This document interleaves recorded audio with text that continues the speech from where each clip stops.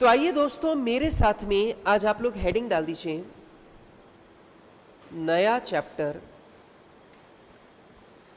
Direct materials. अच्छा बच्चों,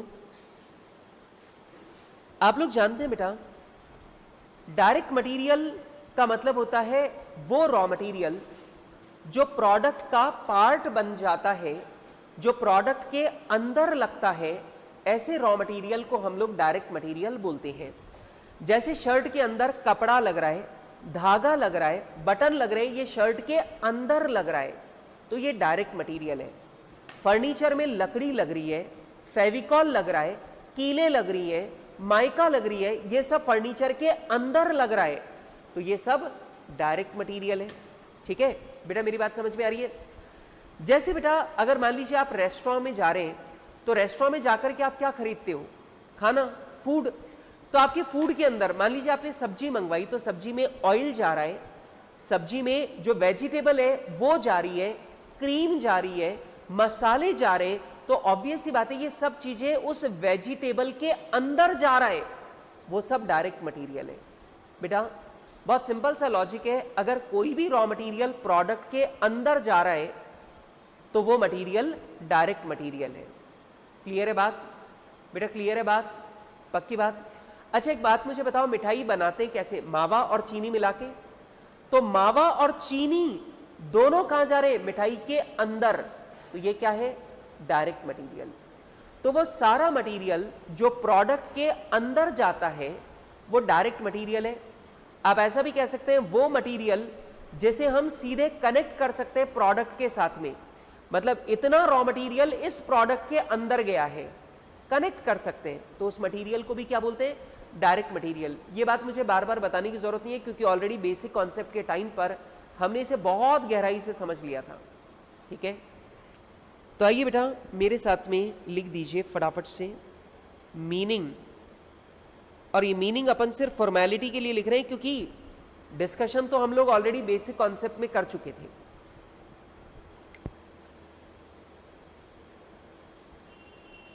Those raw material cost, those raw material cost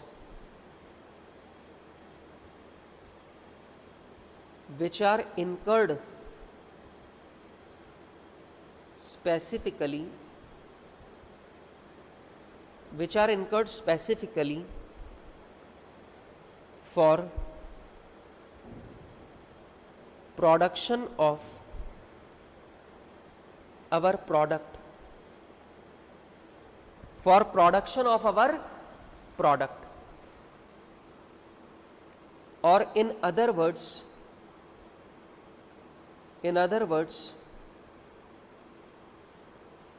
those materials which become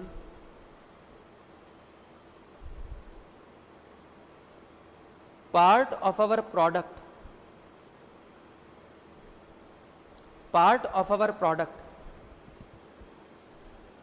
are called direct material. बेटा समझ में आ गया? जैसे शर्ट के अंदर कपड़ा डायरेक्ट मटेरियल है, फर्नीचर में लकड़ी डायरेक्ट मटेरियल है, मिठाई में मावा और चीनी डायरेक्ट मटेरियल है, हाँ कि ना?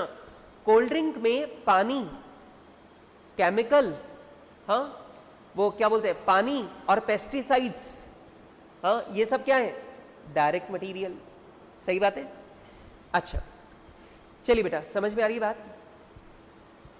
बेटा डायरेक्ट मटेरियल के इस चैप्टर में हम आपको जो बात समझाने वाले हैं वो क्या है, सुनो।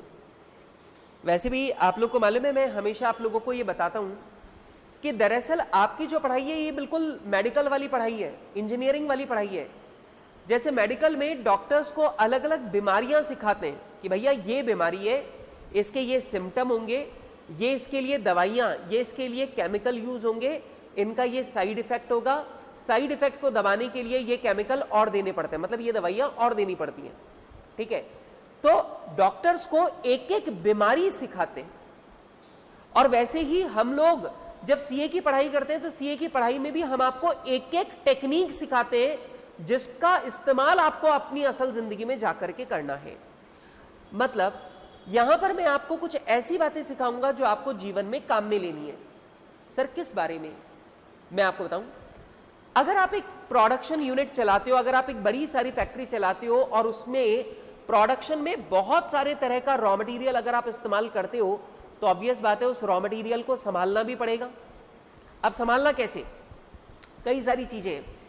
जैसे अगर मैंने आपको किसी फैक्ट्री में इंचार्ज बना दिया, फैक्ट्री का मैनेजर आपको बना दिया, अब आप सबसे पहले जाकर के रॉ मटेरियल संभालोगे। रॉ मटेरियल संभालोगे तो आपके दिमाग में काफी सारे सवाल आएंगे, जैसे कि पहला सवाल आपके दिमाग में आएगा कि यार रॉ मटेरियल खरीदना कितना है। अरे समझो ना, अरे एक बात समझो कि अगर आप दुकान भी खोल के बैठते हो, मान लो आप अगर एक जनरल मर्चेंट की दुकान खोल के बैठते हो, ठीक है, ग्रोसरी की शॉप खोल के बैठते हो, परचूनी की दुकान, तो भी आपको पता है परचूनी की दुकान में हजारों तरह के आइटम है। तेल जो है ना वो भी 15-20 तरह के आते हैं। टूथपेस्ट जो है वो कम से कम 50 कंपनियों की आती है, टूथब्रश कम से कम 50 कंपनियों की आती है, पेन 100 कंपनियों के आते हैं। तुम कौन सी वाली चीज कितनी रखोगे? हाँ कि ना? तो वैसे ही जब आप फैक्ट्री में मैनेजर बनोगे तो आपके दिमाग में एक क्वेश्चन आएगा, यार ये रॉ मटेरियल 100 रॉ मटेरियल काम में लेने, ये 100 रॉ मटेरियल खरीदने कितने कितने हैं? अरे कोई हो सकता है 10,000 किलो मंगवाना हो, कोई 5,000 किलो मंगवाना हो, कोई 20,000 किलो मंगवाना हो, तय कैसे करोगे? तो पहले मैं तुमको सिखाऊंगा कि रॉ मटेरियल खरीदना कितना है ये कैसे तय करते हैं। पक्की बात? फिर अपन सीखेंगे खरीदना कब है। अरे भाई एक बात बताओ, रॉ मटेरियल खरीदना है, खरीदना कब है? तुम बोलोगे सर खत्म होने पे खरीदना। अरे बेटा खत्म होने पे खरीदेगा तो तू जब तक खरीदने जाएगा और लेकर आएगा तब तक फैक्ट्री बंद रहेगी क्या? हाँ नहीं ना। इसका मतलब खत्म होने से पहले खरीदना है, लेकिन कब, वो कैसे निकालते हैं वो सीखेंगे। फिर बात आती है कि यार एक बात बताओ कि अगर मैं मैनेजर टाइप का आदमी हूं, मैं चार्टर्ड अकाउंटेंट टाइप का आदमी हूं, तो क्या मैं बैठा बैठा रॉ मटेरियल के ऊपर नजरें गड़ा के रखूंगा, ये रॉ मटेरियल खत्म होने वाला है मंगवाओ, ये रॉ मटेरियल ज्यादा है, ये रॉ मटेरियल कम है? क्या मैं अपनी नजरें उन रॉ मटेरियल्स के ऊपर गड़ा के रखूंगा? नहीं ना, नहीं ना। तो आप मुझे बताइए, क्या मुझे इन्वेंट्री को कंट्रोल करने के लिए कुछ लेवल्स बनाने होंगे? और मैं अपने एम्प्लॉइज को बोल दूंगा देखो भैया इन लेवल्स के बीच में जब तक चल रहा है तब तक मेरे को मत बताना, तब तक सब ठीक है, लेकिन लेवल के इधर उधर होने लगे तो तुरंत आकर के मुझे सूचना देना, क्योंकि वो एबनॉर्मैलिटी है। इसे जानते हो, आपने पढ़ा है मैनेजमेंट बाय एक्सेप्शन। ठीक है, पढ़ते हैं अपन लोग इसे कि भैया ऊंची पोस्ट का आदमी छोटे छोटे मुद्दों पे ध्यान नहीं देता, वो एबनॉर्मैलिटी के ऊपर ध्यान देता है। वो अपने एम्प्लॉइज को बोल देता है जब भी कुछ एबनॉर्मल हो मेरे को बता देना, जब तक नॉर्मल चल रहा है तब तक मुझे मत बताना। This is called management by exception. तो अपन वो भी सीखेंगे। ऐसे करके बहुत सारी तकलीफें आती है रॉ मटेरियल की इन्वेंट्री को मैनेज करने में, और मैं आपको इन्हीं इन्वेंट्रीज को मैनेज करने की ट्रिक सिखाऊंगा इस चैप्टर में। अरे समझा क्या? मतलब देखो मैं आपको बताऊं, इस चैप्टर को नंबर के हिसाब से मत देखो। तुम्हारे दिमाग में एक ही चीज चल रही है, भैया इस चैप्टर से 8 नंबर का सवाल आता है, और मैं तुमको बोल रहा हूं कि कभी भी पढ़ाई के टाइम पर सीए प्रोफेशनल डिग्री में कभी भी ये नहीं सोचना चाहिए कि ये एग्जाम में कितने नंबर का आएगा, बल्कि तुमको ये सोचना चाहिए कि ये टॉपिक तो ऐसा है कि असल जिंदगी में अगर निकल करके मेरे को मेरी फैक्ट्री भी संभालनी पड़ी तो भी मेरे को ये चैप्टर अप्लाई करना पड़ेगा। अरे समझ रहे हो क्या? तो तुम ये ध्यान रखो, तुम्हें ये चैप्टर इसलिए नहीं पढ़ना क्योंकि इसमें से 8 नंबर का क्वेश्चन आएगा, बल्कि इसलिए पढ़ना है क्योंकि इसमें जो मैं तुम्हें टेक्निक सिखाऊंगा वो तुमको असल जिंदगी में जाके लगानी है। ठीक है? और मजेदार बात बताऊं, ये चैप्टर तुम्हारी मम्मी रोज घर में लगाती है। तुम अपनी मम्मी से पूछ करके देख लो बेसन कितना मंगवाती हो हर महीने, उनको पता है। और चीनी कितनी मंगवाती हो? बेसन 2 किलो मंगवाती है, चीनी 10 किलो मंगवाती है, घी 3 किलो मंगवाती है, उनको सब पता है। इसका मतलब उनको मालूम है कितनी क्वांटिटी किस चीज की मंगवानी है। कोई चीज वेस्ट होती है क्या घर में? नहीं ना। इसका मतलब उनको ये टेक्निक पता है। एक बात मुझे बताओ कि मम्मी खत्म होने से थोड़ा पहले ही सामान मंगवा लेती है, इसका मतलब उनको यह भी पता है कब खरीदना है। ठीक है? आपके घर में कभी भी किसी चीज का स्टॉक ना तो ज्यादा होता है ना कम होता है। इसका मतलब मम्मी ने कुछ कंट्रोल लेवल्स तय कर रखे। अगर तुम्हारे घर में मेड भी काम करती है, तुम्हारे घर में महाराज भी खाना बनाने आते हैं, ठीक है, तो भी तुम्हारी मम्मी ने कुछ नियम बना रखे हैं, उन नियमों से हर चीज कंट्रोल में रहती है। That means she knows about control levels, हाँ कि ना। तो मेन बात यह है कि ये ऐसी चीजें हैं जो हर जना अपनी जिंदगी में लगा रहा है। हम लोग छोटे छोटे से बच्चों से लेकर के बड़े बड़े बिजनेस हाउसेस तक इस टेक्निक को लगा रहे हैं, लेकिन हम बाकी लोग लगाते हैं अपने दिमाग से, अंदाजे से, और अपन यहां पे लगाना सीखेंगे कैलकुलेशन से। ठीक, तो ध्यान रखना बेटा, this chapter is not only important for exam but for real life. आइए, इस चैप्टर में दोस्तों मैं आपको सबसे पहला सिखाऊंगा इकोनॉमिक ऑर्डर क्वांटिटी। बेटा, इकोनॉमिक ऑर्डर क्वांटिटी का मतलब होता है एक बार में कितना रॉ मटेरियल खरीदें, ये कैसे तय होता है। एक बार में कितना रॉ मटेरियल खरीदना है, ये कैसे तय करते हैं, ये सीखेंगे सबसे पहले। फिर दूसरे नंबर पे अपन लोग सीखेंगे रीऑर्डर लेवल। रीऑर्डर लेवल का मतलब खरीदना कब है। ऐसा थोड़ी जब मन आएगा तब रॉ मटेरियल खरीद लेंगे। रॉ मटेरियल खरीदना कब है, ये कैसे तय होता है। रॉ मटेरियल खरीदने का टाइमिंग, वो टाइमिंग कैसे डिसाइड होता है, वो सिखाऊंगा। तीसरे नंबर पे मैं सिखाऊंगा इन्वेंट्री कंट्रोल लेवल्स। मतलब भैया हम तो गोडाउन में दिन भर नहीं बैठ सकते हैं, लेकिन बिना दिन भर बैठे भी हम गोडाउन में अपने स्टॉक को कंट्रोल करके रखेंगे। इसके लिए कुछ लेवल तय कर दिए जाते हैं, और वो लेवल कैसे तय होते हैं वो सिखाऊंगा तुमको इन्वेंट्री कंट्रोल लेवल्स में। फिर बेटा चौथे नंबर पे हम लोग पढ़ेंगे inventory holding period and inventory turnover ratio. Inventory holding period and inventory turnover ratio. हमारा इन्वेंट्री होल्डिंग पीरियड कितना है और हमारा इन्वेंट्री टर्नओवर रेशियो क्या है। सर इसका मतलब क्या था। इन्वेंट्री होल्डिंग पीरियड का मतलब कि भाई तेरे पास जो रॉ मटेरियल का स्टॉक है ये कितने दिन का है, इसे बोलते हैं रॉ मटेरियल होल्डिंग पीरियड। जैसे बेटा एक बात समझो, तुम्हारे पास एक रजिस्टर है जिसमें 100 पन्ने हैं, रोजाना अपन 10 पन्ने भरते हैं, तो बेटा तेरा रजिस्टर कितने दिन चलेगा, 10 दिन। बस इसी को बोलते हैं इन्वेंट्री होल्डिंग पीरियड, कि तेरे पास जो स्टॉक है ना वो कितने दिन चलेगा, that is called inventory holding period. रटने वाली कोई बात नहीं है, सिंपल बात है। अच्छा ये क्यों समझते हैं, क्योंकि बेटा जब हम बड़ी परेशानी में होते हैं, बाजार में रॉ मटेरियल मिल नहीं रहा होता, तब हमारी बातचीत यही चल रही होती है, बताना यार अपने पास स्टॉक कितने दिन का है, तो तुम यही तो हिसाब लगा के बताओगे यार अपने पास 5 दिन का स्टॉक बचा है। इसका मतलब अपने को 5 दिन के अंदर अंदर अरेंजमेंट करना है, ठीक है। जैसे मैं आपको बताऊं, बहुत बार ऐसा होता है, जयपुर में पानी कहां से आता है, बीसलपुर से, और वहां पर कई बार न्यूज़पेपर में, जैसे अभी बीसलपुर में पानी नहीं है, तो वहां पर रिपोर्ट आती है कि बीसलपुर में सिर्फ 90 दिन का पानी बचा है। इसका मतलब क्या है, उनका कैलकुलेशन कहती है कि बीसलपुर डैम में जो पानी है वो 90 दिन चलेगा। भाई 90 दिन का स्टॉक है अपने पास, 90 दिन बाद में समस्या हो जाएगी, फिर अपने पास पानी नहीं है अपने पास। तो ये क्या है, होल्डिंग पीरियड। मतलब आपके पास जो स्टॉक है ये कितने दिन चलने वाला है, कितने दिन का स्टॉक है, that is called inventory holding period. ये पढ़ेंगे। फिर बेटा हम लोग सीखेंगे रॉ मटेरियल कॉस्ट कैलकुलेशन। मतलब मैं आपको सिखाऊंगा रॉ मटेरियल की कॉस्ट कैसे निकालते हैं। कई बच्चे बोलते हैं सर इसमें कौन सी बात है। बेटा रॉ मटेरियल की कॉस्ट में बहुत सारी बातें, क्योंकि जब आप रॉ मटेरियल खरीदते हो तो आपका फ्रेट भी लगता है, आपका इंश्योरेंस भी लगता है, लोडिंग अनलोडिंग भी लगता है, जीएसटी भी लगता है, और कभी कभार डब्बों के पैसे भी लगते हैं। जिस डब्बे में रॉ मटेरियल भर के आता है उस डब्बे के भी पैसे लगते हैं, और खाली डब्बा लौटाने पर रिफंड भी मिलता है। तो ऐसी बहुत सारे खर्चे क्योंकि रॉ मटेरियल खरीदते टाइम होते हैं, तो अपने को समझना तो पड़ेगा ना कि रॉ मटेरियल की कॉस्ट कैसे निकालते हैं, वो सीखेंगे। रॉ मटेरियल की कॉस्ट के बाद में फिर मैं आपको सिखाऊंगा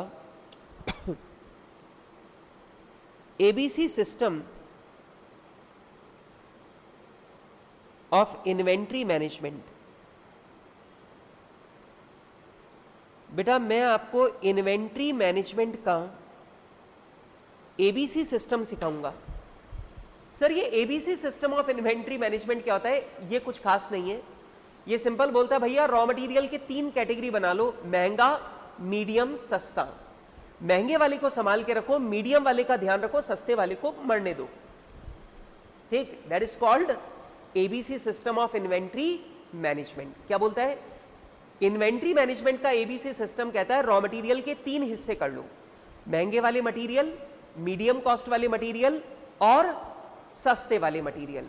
महंगे वाले रॉ मटेरियल पे नजरें गड़ा के रखो, उसको बहुत संभाल के रखो, मीडियम कॉस्ट वाले का ध्यान रखो और सस्ते वाले पे ध्यान ही मत दो।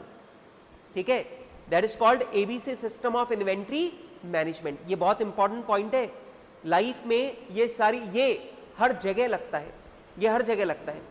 वैसे तुमने कभी देखा इंस्टीट्यूट में जब इंस्टीट्यूट वाले बच्चों को पढ़ाते हैं तो वो इंटेलिजेंट वाले बच्चों पे बहुत ज्यादा ध्यान देते हैं क्योंकि उनको पता है यही मेरिट लाएगा।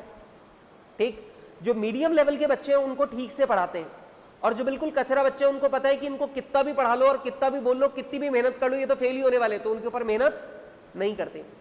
जीवन में ये ABC system of inventory management जीवन के हर जगह पे आपको लगता हुआ दिखेगा, ये भी अपन सीखेंगे। बहुत इंपॉर्टेंट पॉइंट है, एग्जाम के पॉइंट ऑफ व्यू से इतना इंपॉर्टेंट नहीं है बट रियल लाइफ में ये बहुत ज्यादा इस्तेमाल करने वाली चीज है।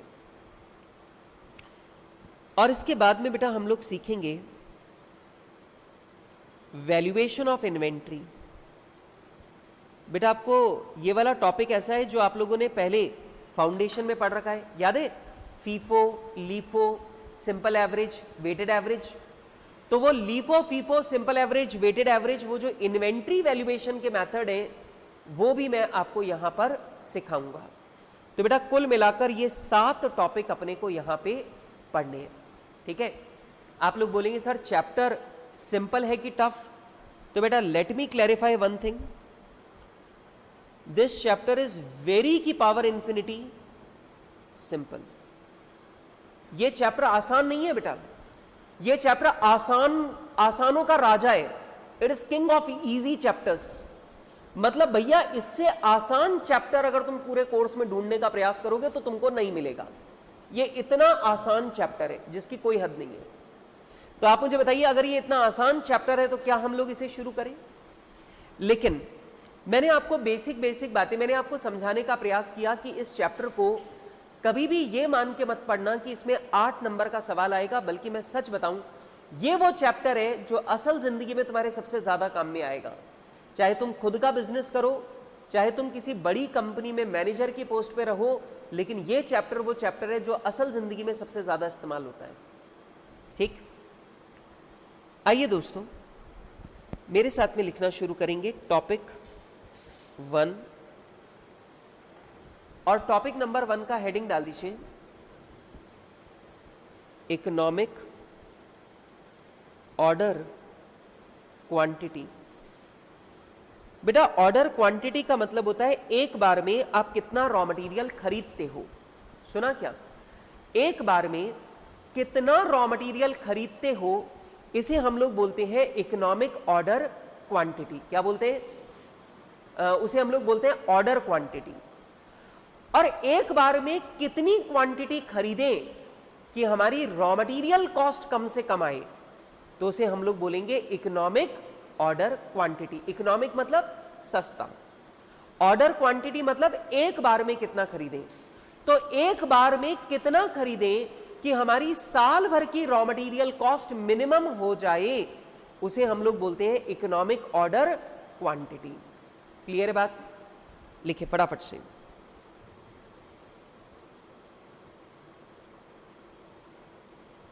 Order quantity means the quantity of raw material, the quantity of raw material which we purchase which we purchase at one time, which we purchase at one time. बेटा एक बार में जो क्वांटिटी रॉ मटेरियल की खरीदते हैं उसे बोलते हैं ऑर्डर क्वांटिटी. पक्की बात. When we purchase raw material, when we purchase raw materials, we incur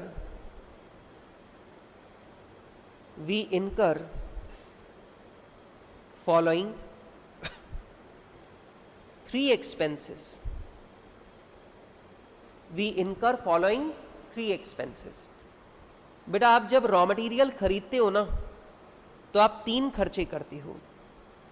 सबसे पहला परचेज कॉस्ट. एक बात बताओ, परचेज कॉस्ट माने क्या? मतलब बेटा आप जब रॉ मटेरियल खरीदोगे तो ऑब्वियस बात है आप रॉ मटेरियल के सप्लायर को उसकी कीमत चुकाओगे. हाँ, तो रॉ मटेरियल के सप्लायर को आपने रॉ मटेरियल की जो कीमत चुकाई है उस कीमत को हम लोग बोलते हैं परचेज कॉस्ट. जैसे मान लीजिए मैं रॉ मटेरियल के सप्लायर के पास में गया, मैंने बोला भैया जी, उसने बोला हाँ हाँ. मैंने बोला भैया जी 10,000 किलो रॉ मटेरियल चाहिए. मैंने पूछा कितने का लगाओगे? उसने बोला 10 रुपए का. तो मैंने बोला 10,000 किलो रॉ मटेरियल 10 रुपए का लगाएगा तो भाई कितने का आया? 1 लाख रुपए का. इस 1 लाख रुपए को हम लोग बोलते हैं परचेज कॉस्ट. परचेज कॉस्ट मतलब वो पैसा जो आप रॉ मटेरियल के सप्लायर को देते हो रॉ मटेरियल की कीमत के रूप में. That is called purchase cost. लिखो बेटा.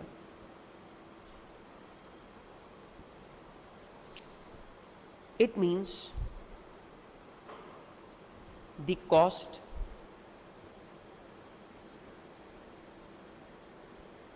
Payable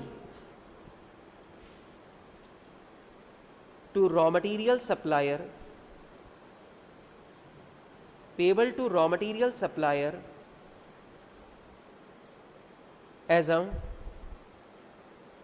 consideration. बेटा रॉ मटेरियल की कंसीडरेशन के रूप में आप जो पैसा रॉ मटेरियल के सप्लायर को दे रहे हो that is called purchase cost.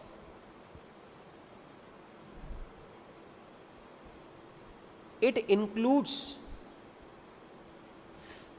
Related taxes also. बेटा आपको पता है रॉ मटेरियल खरीदोगे तो जीएसटी देना पड़ेगा, तो जो जीएसटी का पैसा है वो भी परचेज कॉस्ट है. क्लियर है बात? अच्छा, नंबर 2 दूसरा खर्चा होता है ऑर्डरिंग कॉस्ट. बेटा आप समझो रॉ मटेरियल का ऑर्डर देने से लेकर रॉ मटेरियल का ऑर्डर देने से लेकर रॉ मटेरियल की डिलीवरी फैक्ट्री में पहुंचने तक जितना भी खर्चा लग रहा है वो सब क्या है? Ordering cost. वैसे एक बात मुझे लिखनी थी, मैं लिखना भूल गया, थोड़ा सा और नीचे ले लेते हैं.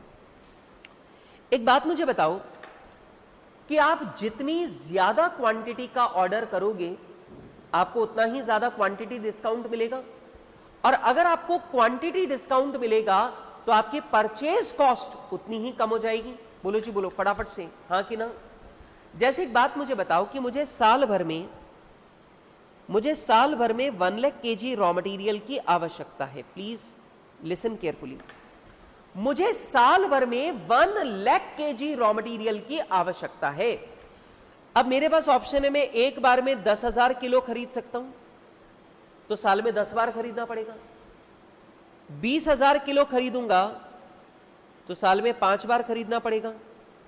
25,000 किलो खरीदूंगा तो साल में 4 बार खरीदना पड़ेगा.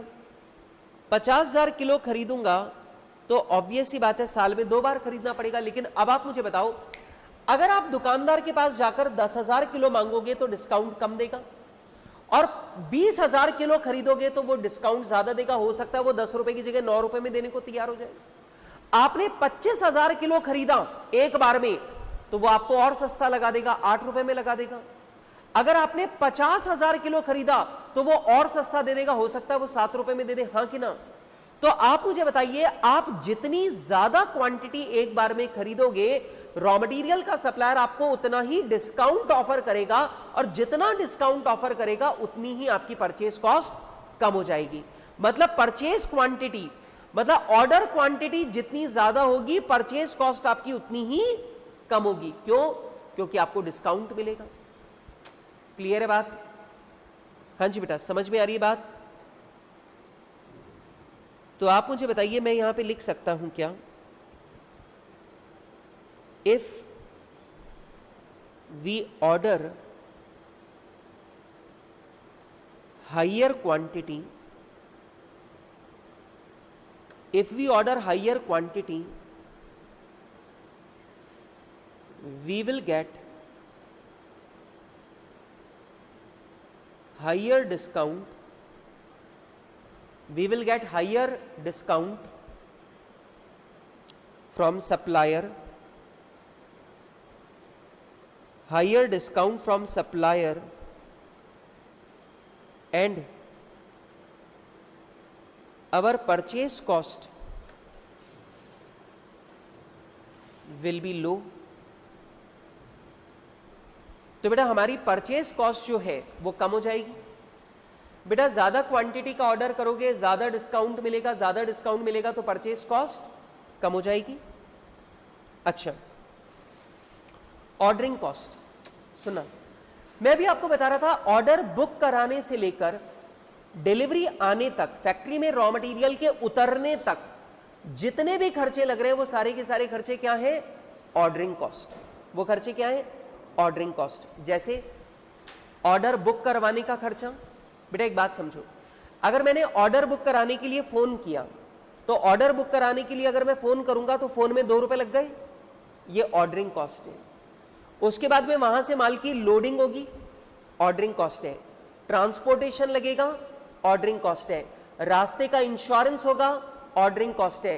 रास्ते में टूट फूट का नॉर्मल लॉस है, नॉर्मल लॉस, एबनॉर्मल वाला नहीं, रास्ते में टूट फूट का नॉर्मल लॉस है, तो वो भी क्या है? Ordering cost. फिर मेरे पास आने के बाद अनलोडिंग करवाऊंगा, वो भी क्या है? Ordering cost. तो ऑर्डर बुक कराने से लेकर माल की डिलीवरी, रॉ मटेरियल की डिलीवरी हमारी गोडाउन तक आने तक जितना भी खर्चा लग रहा है वो सारा का सारा क्या है? Ordering cost. अब आप लोग मुझे बोलेंगे सर इसका क्या रिलेशनशिप है? मैंने बोला अगर आप ज्यादा क्वांटिटी का ऑर्डर करोगे तो आपको कम बार माल मंगवाना पड़ेगा। अरे भाई 10,000 किलो मंगवाओगे तो साल में 10 बार मंगवाओगे, 20,000 किलो मंगवाओगे एक बार में तो 5 ही बार मंगवाना पड़ेगा, 25,000 किलो मंगवाओगे तो 4 ही बार मंगवाना पड़ेगा, 50,000 किलो मंगवाओगे तो 2 ही बार मंगवाना पड़ेगा। तो ऑब्वियस बात है, जितनी ज्यादा क्वांटिटी मंगवाओगे नंबर ऑफ ऑर्डर उतने कम हो जाएंगे, और बेटा नंबर ऑफ ऑर्डर कम हो जाएंगे तो ऑर्डरिंग कॉस्ट भी कम हो जाएगी। मतलब सोचो ना, ज्यादा क्वांटिटी खरीदने से परचेस कॉस्ट भी कम होती है क्योंकि डिस्काउंट मिलता है, और ऑर्डरिंग कॉस्ट भी कम हो जाती है क्योंकि नंबर ऑफ ऑर्डर कम हो जाते हैं। अरे सोचो ना, जैसे मैं तुमको बताऊं कि मेरे पास एक ट्रक वाला है, मुझे जब भी ये बेंचेस इधर उधर शिफ्ट करवानी होती है तो वो मुझसे एक चक्कर के 1,000 रुपए लेता है। अगर मैं एक बार में 5 बेंचेस मंगवाऊं, ठीक है, मुझे टोटल 50 मंगवानी है, मैं एक बार में 5 बेंचेस मंगवाऊं तो कितने चक्कर लगेंगे? 10। तो मुझे 10 बार के पैसे देने पड़ेंगे। और अगर एक बार में मैं ट्रक में 10 टेबल मंगवा लूं तो कितने चक्कर होंगे? 5। तो मेरे 5 बार के ही पैसे लगेंगे। ऑब्वियस सी बात है। तो वही पॉइंट यहां पर है, अगर आप ज्यादा क्वांटिटी मंगवाओगे तो साल भर में मंगवाना कम बार पड़ेगा, और जितनी कम बार मंगवाओगे पैसे उतने ही कम लगेंगे तुम्हारे। अरे समझ में आ रहा है क्या? पक्की बात? लिखिए, all the expenses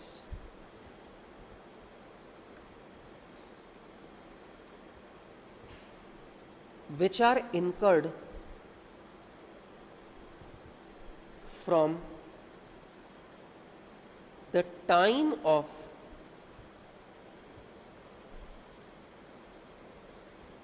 booking of order,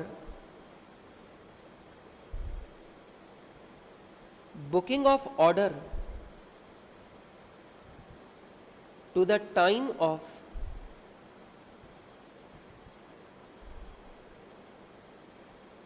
physical delivery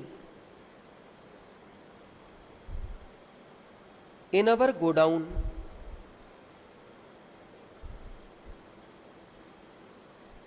are called ordering cost.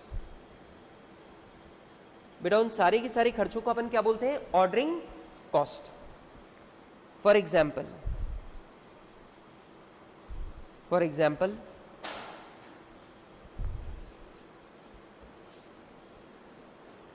Order booking cost.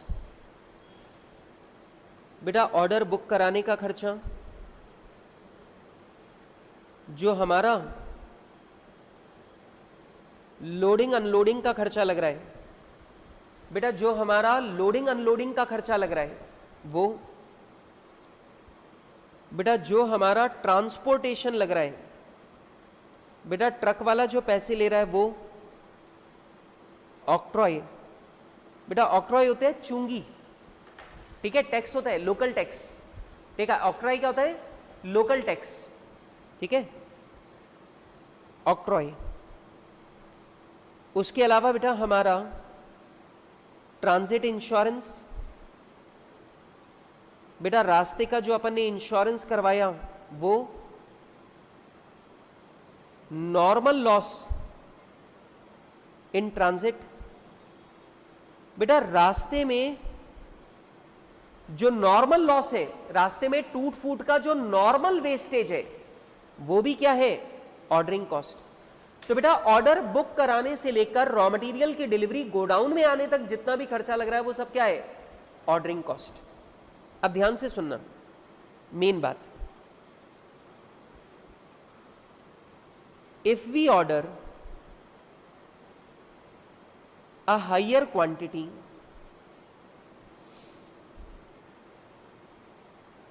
If we order a higher quantity, अगर मैं ज्यादा क्वांटिटी का ऑर्डर करूंगा, then number of orders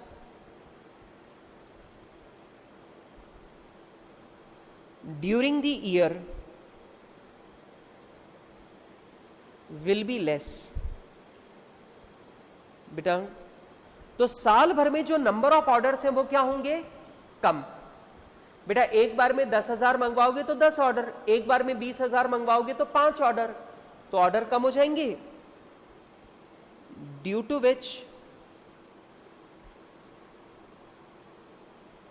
which ordering cost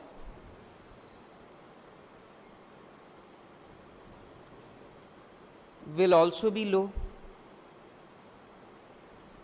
तो बेटा हमारी जो ऑर्डरिंग कॉस्ट है वो भी क्या हो जाएगी? कम. मतलब एक बात सोचो, अगर आप ज्यादा क्वांटिटी खरीदोगे तो परचेज कॉस्ट भी कम होगी, ऑर्डरिंग कॉस्ट भी कम होगी, ठीक है. अब तीसरा खर्चा होता है रॉ मटेरियल के साथ में carrying cost. Sir carrying cost मतलब? बेटा गोडाउन में रखने का खर्चा. बेटा कैरिंग कॉस्ट मतलब गोडाउन में रखने का खर्चा, गोडाउन में स्टॉक रखने का खर्चा. अब बच्चे बोलते सर गोडाउन में स्टॉक रखने में क्या क्या खर्चा होगा? सबसे पहले गोडाउन के तो सारे खर्चे हैं ही, जैसे गोडाउन का रेंट लगेगा, गोडाउन का इंश्योरेंस लगेगा, स्टोर कीपर की सैलरी लगेगी, ठीक है, जो हमारा स्टोर का बिजली पानी का बिल है वो लगेगा. तो गोडाउन के जो खर्चे हैं वो तो है ही, ठीक है. उसके अलावा एक बात मुझे बताओ, अगर रॉ मटेरियल गोडाउन के अंदर रखोगे तो क्या गोडाउन के अंदर रॉ मटेरियल की टूट फूट भी होगी? तो गोडाउन की स्टोरेज में, स्टोरेज के दौरान कुछ रॉ मटेरियल तो पक्का टूटता फूटता है, तो वो जो स्टोरेज के अंदर नॉर्मल लॉस है क्या वो भी कैरिंग कॉस्ट है? क्या वो भी रॉ मटेरियल स्टोर करने के लिए ही भुगत रहे अपन? हाँ कि ना? बेटा अपने को पता है गोडाउन में रॉ मटेरियल रखेंगे तो थोड़ी बहुत टूट फूट तो होगी, पर वो टूट फूट का नुकसान अपन क्यों बर्दाश्त कर रहे हैं? स्टॉक रखने के लिए ही तो बर्दाश्त कर रहे हैं, तो वो भी क्या है? Carrying cost. उसके अलावा आप मुझे बताओ, अगर आप गोडाउन के अंदर रॉ मटेरियल का स्टॉक रखोगे तो जो रॉ मटेरियल का स्टॉक गोडाउन में रखा है उस पर कैपिटल भी तो इन्वॉल्व है, उसमें आपकी कैपिटल भी तो अटकी हुई है.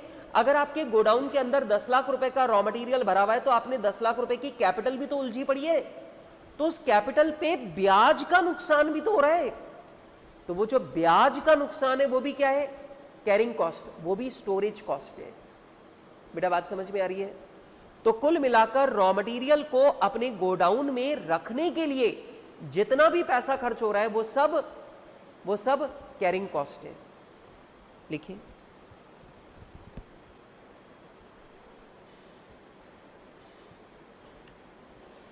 all the expenses which are incurred, बेटा बातचीत नहीं, all the expenses which are incurred for storage of raw material, for storage of raw material in godown until they are consumed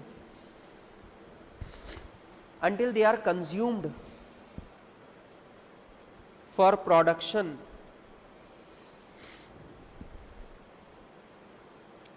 are called carrying cost। अरे समझा क्या बेटा? Raw material को godown में रखना पड़ेगा जब तक वो प्रोडक्शन के लिए खर्च ना हो जाए। तो भैया ये स्टोरेज के लिए जितना भी पैसा खर्च हो रहा है ये सब क्या है? Carrying cost. This carrying cost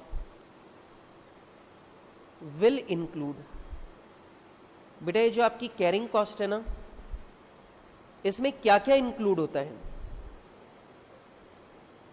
सबसे पहला गोडाउन के सारे खर्चे तो इंक्लूड होंगे ही। सर गोडाउन के सारे खर्चे मतलब गोडाउन का रेंट, गोडाउन की सैलरी, गोडाउन की इलेक्ट्रिसिटी, गोडाउन का इंश्योरेंस एटसेट्रा। ठीक है बेटा, आप मुझे बताओ गोडाउन का जितना भी खर्चा लग रहा है वो सब स्टोरेज कॉस्ट ही तो है? बोलो ना बेटा। Number 2, normal loss in godown, normal loss of raw material in godown. बेटा गोडाउन के अंदर जितना भी रॉ मटेरियल का नुकसान हो रहा है वो सब। अब आप मुझे बोलोगे सर ये नुकसान किस किस तरीके से हो सकता है? सुनो, बाय वे ऑफ। अब बेटा ये नुकसान कैसे हो सकता है? ब्रेकेज, बेटा रॉ मटेरियल टूट जाए। दूसरा ऑब्सोलेसेंस। ऑब्सोलेसेंस का मतलब होता है ऑब्सोलीट हो जाना, आउट ऑफ फैशन हो जाना। बेटा हम लोग रॉ मटेरियल का बहुत सारा स्टॉक अपने गोडाउन में रखते हैं, लेकिन कई रॉ मटेरियल पुराने हो जाते हैं और हम उन्हें इस्तेमाल करना बंद कर देते हैं, तो वो भी तो नुकसान है। तो रॉ मटेरियल टूट जाएगा वो भी नुकसान है, पुराना होकर बेकार हो जाएगा वो भी नुकसान है। और ध्यान रखना अगर ये नॉर्मल लॉस है तो ये भी स्टोरेज कॉस्ट माना जाएगा, कैरिंग कॉस्ट माना जाएगा। अच्छा इसके अलावा आप मुझे बताओ loss of interest on inventory.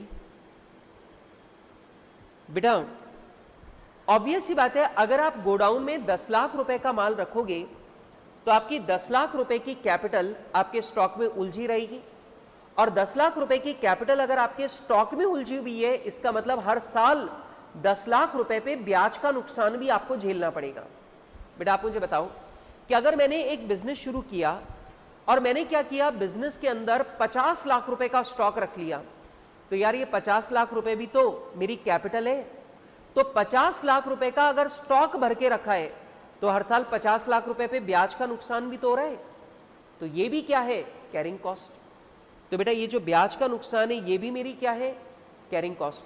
कुल मिलाकर गोडाउन में आपके जितने भी खर्चे लग रहे हैं वो सब आपकी कैरिंग कॉस्ट है। Clear?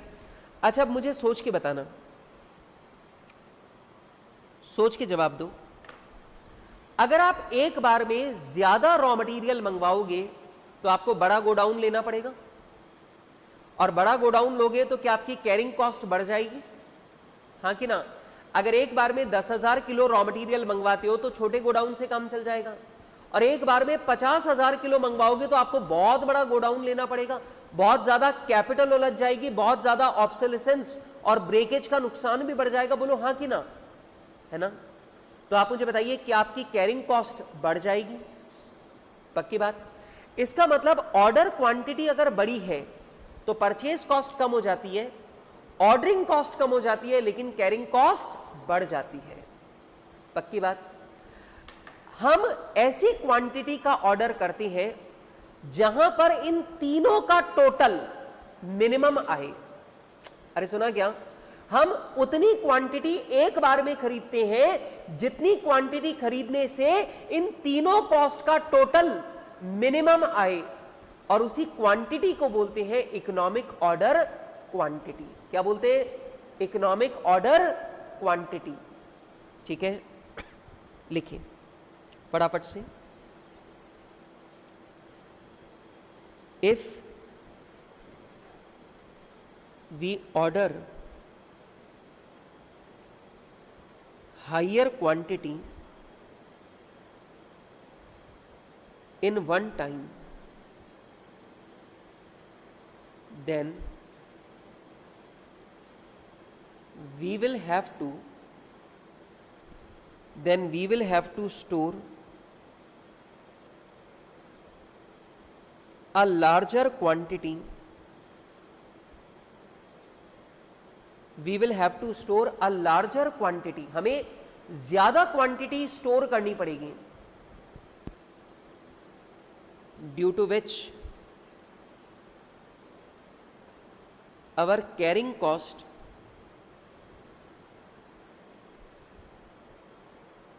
will also be higher. तो बेटा हमारी जो कैरिंग कॉस्ट है वो कैरिंग कॉस्ट भी क्या हो जाएगी? ज्यादा। बेटा हमारी जो कैरिंग कॉस्ट है वो कैरिंग कॉस्ट भी क्या हो जाएगी? ज्यादा। अब सोचो, ज्यादा क्वांटिटी ऑर्डर करने पर परचेज कॉस्ट कम हो जाएगी, ऑर्डरिंग कॉस्ट कम हो जाएगी, पर कैरिंग कॉस्ट बढ़ जाएगी। अब हमें इन तीनों खर्चों के बीच में एक ऐसा तालमेल बिठाना है कि हम ऐसी क्वांटिटी का ऑर्डर करें कि जिसमें तीनों का टोटल मिनिमम आ जाए। तो बेटा उसी को क्या बोलेंगे? Economic order quantity. क्लियर है बात? सुनो, we order such a quantity, we order such a quantity at which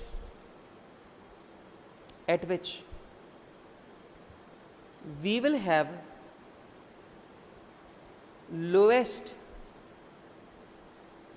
total cost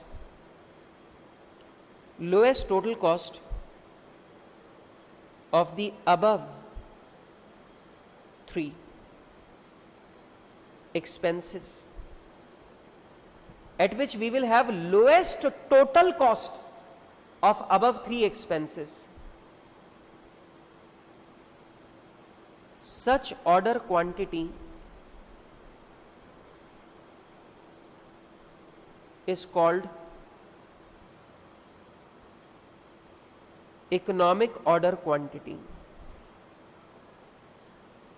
और बेटा ऐसी ऑर्डर क्वांटिटी को हम लोग क्या बोलते हैं? Economic order quantity. बेटा सिंपल लॉजिक है, बहुत आसान सा लॉजिक है कि भैया अगर आप ज्यादा क्वांटिटी का ऑर्डर करोगे तो रॉ मटेरियल कॉस्ट गिरेगी, ऑर्डरिंग कॉस्ट गिरेगी, लेकिन कैरिंग कॉस्ट, स्टोरेज कॉस्ट बढ़ जाएगी।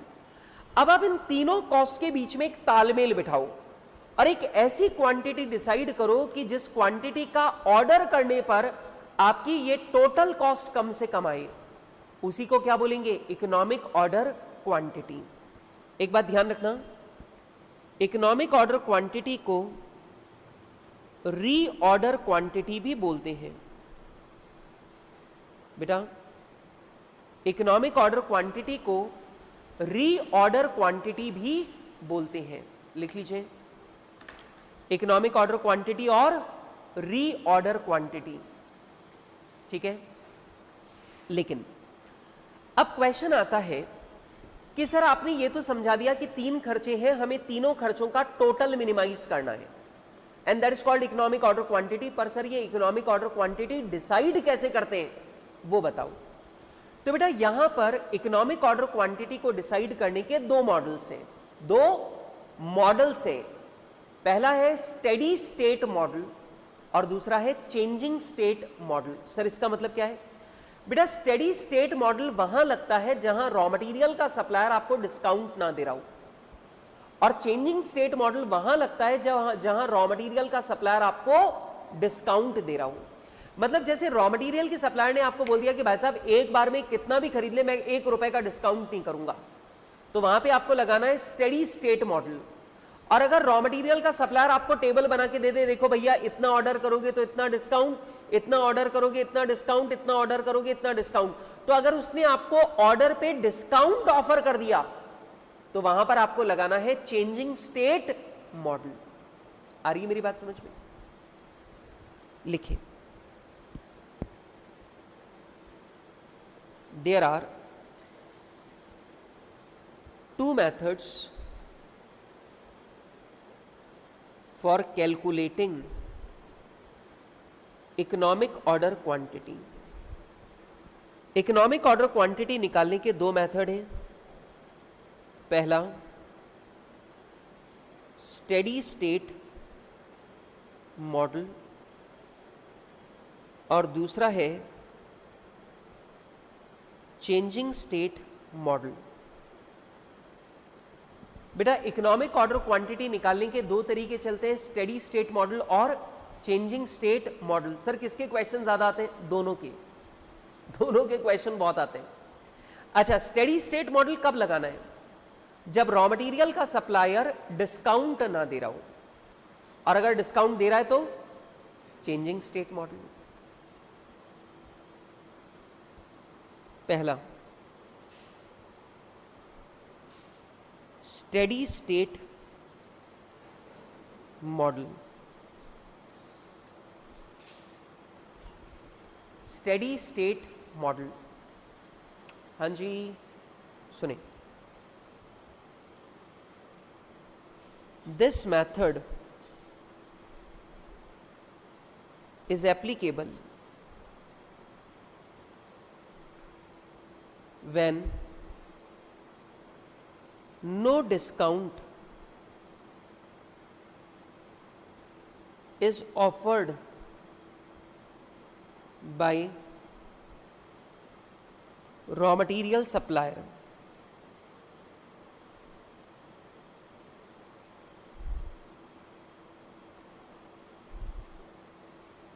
बेटा ये मेथड आप तभी लगा सकते हैं जब रॉ मटेरियल के सप्लायर के द्वारा कोई डिस्काउंट ऑफर न किया जाए। रॉ मटेरियल का सप्लायर अगर कोई डिस्काउंट ऑफर नहीं कर रहा तो आप ये तरीका लगा सकते हो।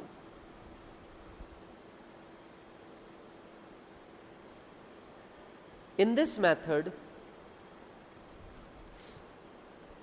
इकोनॉमिक ऑर्डर क्वांटिटी, बेटा अब इसे शॉर्ट में लिखेंगे EOQ, इकोनॉमिक ऑर्डर क्वांटिटी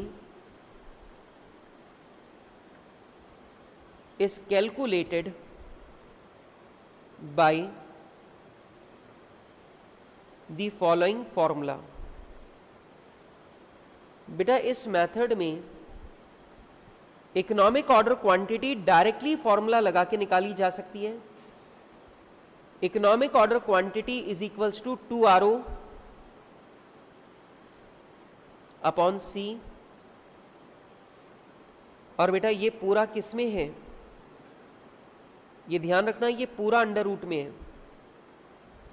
हाँ जी, इकोनॉमिक ऑर्डर क्वांटिटी का फॉर्मूला है 2RO अपॉन C, और ये पूरा का पूरा किस में है? अंडर रूट में।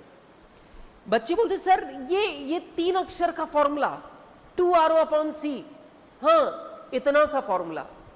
लेकिन मैं आपको बता दूं कि अगर मैं इस फॉर्मूला के ऊपर सवाल बनाना चाहूं तो मैं करीब 27 तरह के सवाल इसके ऊपर बना सकता हूं। मैं इसके ऊपर 27 तरह के सवाल बना सकता हूं, इवन दो इतना डेप्थ तुम्हारे लेवल पे एक्सपेक्टेड नहीं है, लेकिन मैं आपको बता सकता हूं कि ये जो फॉर्मूला आपको इतना मामूली सा फॉर्मूला लग रहा है, इसके ऊपर बहुत सारे सवाल बनते हैं, ठीक है। और वो बहुत सारे तरह के सवाल हम लोग डिस्कस करेंगे। इस पर मैं 27 तरह के सवाल बना पाता हूं, लेकिन आप लोगों के एग्जाम में 7-8 तरह के सवाल ही पूछे जाते हैं, हम उतना ही कवर करेंगे, क्योंकि अननेसेसरी बहुत ज्यादा कवर करने का भी हमें फायदा नहीं होता है, ठीक है। अब आप यहां पे मुझसे पूछेंगे सर यहां आर का मतलब क्या है, ओ का मतलब क्या है और सी का मतलब क्या है, सर ये बताओ। तो सुनो राजा, इनके मतलब आर का मतलब होता है annual requirement, annual requirement of raw material in units, annual requirement of raw material in units, ठीक है बेटा। Annual requirement of raw material in units, इस शब्द में बड़ी गहराई है, वो अभी मैं थोड़ी देर रुक के समझाता हूं। ओ का मतलब है ordering cost per order, ordering cost per order. और बेटा सी का मतलब है carrying cost per unit per annum. हां जी बेटा, carrying cost per unit per annum, carrying cost per unit per annum. हां जी बेटा, तो यहां पे आर का मतलब है annual requirement of raw material in units, O का मतलब है ऑर्डरिंग कॉस्ट पर ऑर्डर और सी का मतलब है carrying cost per unit per annum. लेकिन बेटा आपको इन सभी शब्दों में कुछ खास बातें ध्यान रखनी है जो मैं आपको समझा दूं। देखो बेटा,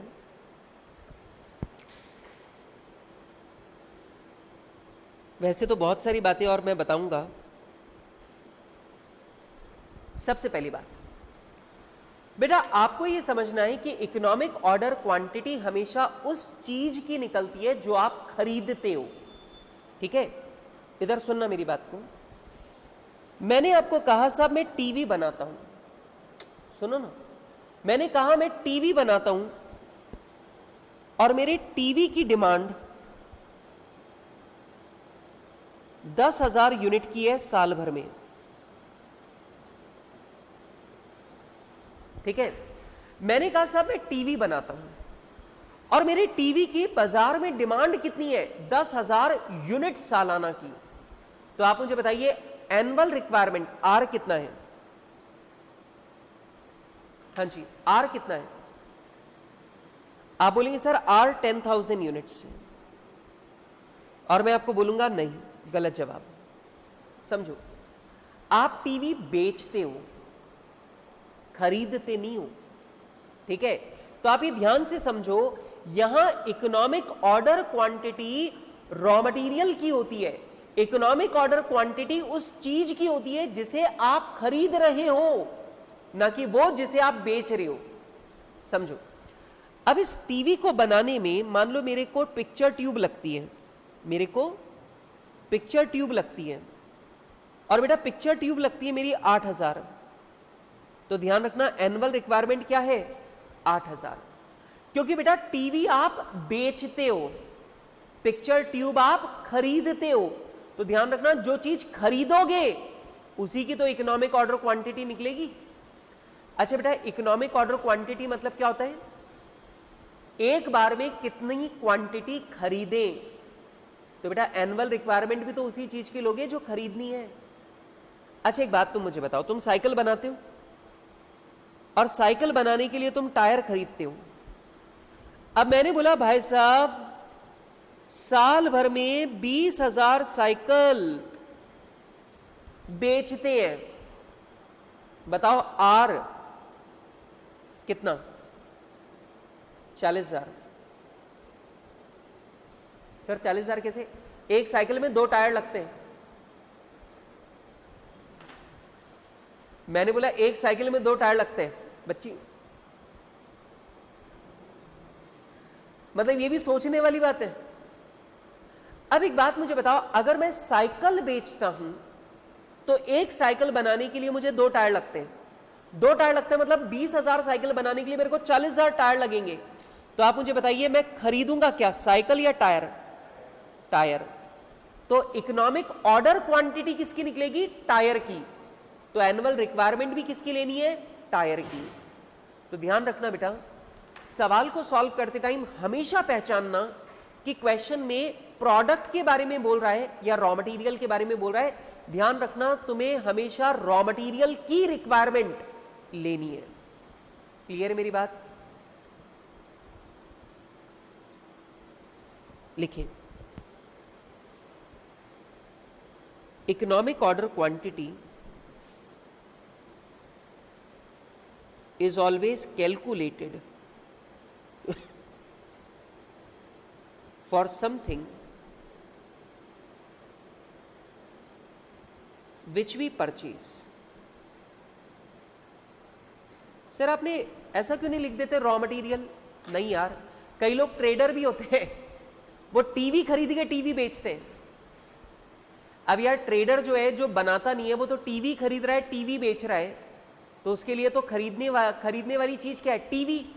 तो उसके लिए तो एनुअल रिक्वायरमेंट टीवी होगा ना। इसलिए मैंने यहां पे लिखा economic order quantity is always calculated for something which we purchase, जो खरीदते हैं।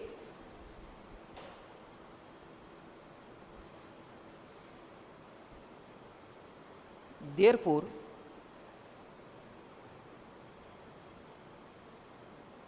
Annual requirement is to be taken of only that item which we have to purchase,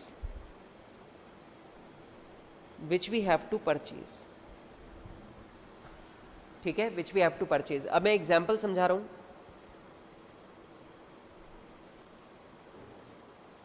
For example, we manufacture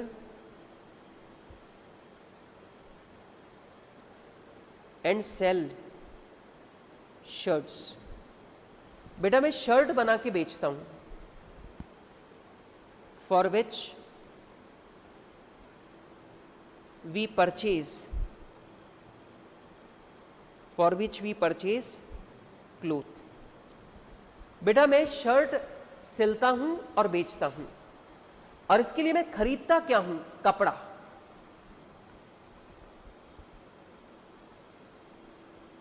here demand of shirts is not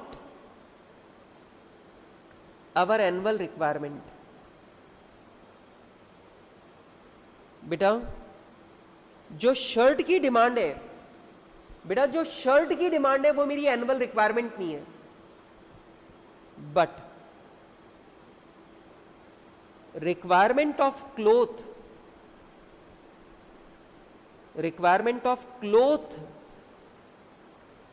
is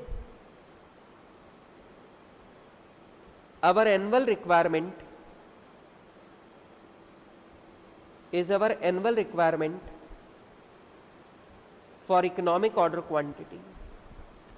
तो बेटा ध्यान रखना, shirt की जो demand है ना, वो मेरी एनुअल रिक्वायरमेंट नहीं है, क्योंकि मैं शर्ट की इकोनॉमिक ऑर्डर क्वांटिटी नहीं निकाल रहा, मैं क्लॉथ की इकोनॉमिक ऑर्डर क्वांटिटी निकाल रहा हूं।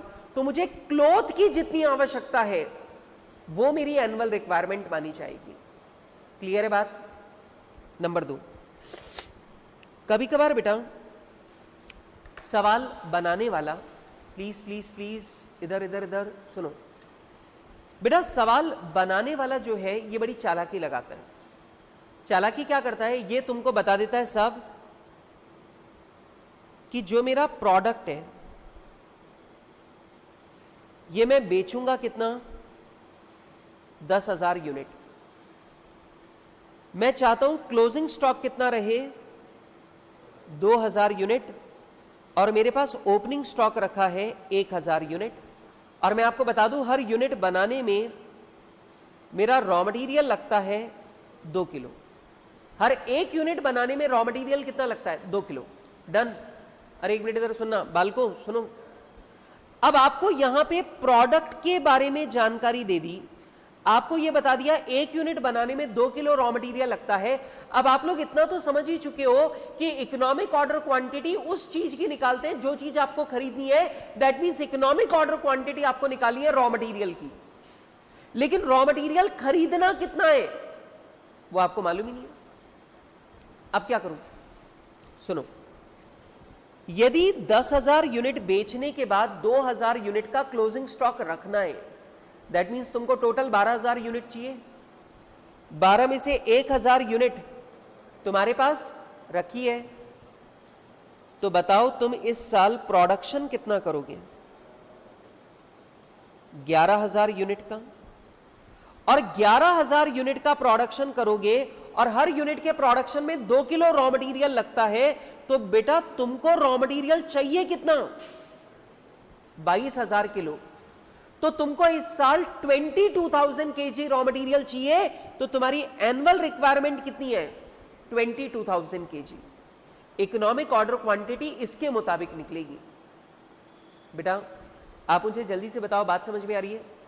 तो अगर क्वेश्चन में budgeted sale, budgeted closing stock और बजटेड ओपनिंग स्टॉक दे दे प्रोडक्ट का, तो पहले आप बजटेड प्रोडक्शन निकालना, जैसा हमने प्रोडक्शन बजट में पढ़ा था, उससे बजटेड कंजम्पशन निकालना जो हमने रॉ मटेरियल कंजम्पशन बजट में पढ़ा था, और फिर उसे एनुअल रिक्वायरमेंट मानकर इकोनॉमिक ऑर्डर क्वांटिटी निकाल देना। देखो मैंने क्या किया, पहले प्रोडक्शन बजट बनाया, इंटू 2 kg करके कंजम्पशन बजट बनाया, और कंजम्पशन बजट से मेरे को एनुअल रिक्वायरमेंट मिल गई, जिससे मैं इकोनॉमिक ऑर्डर क्वांटिटी निकाल दूंगा।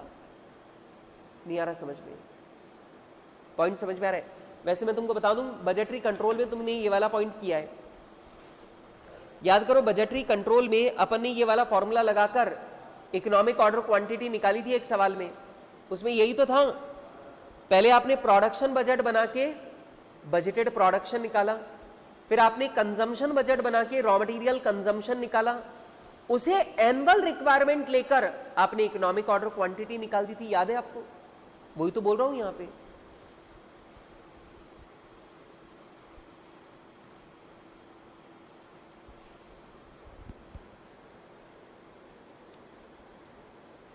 If question has given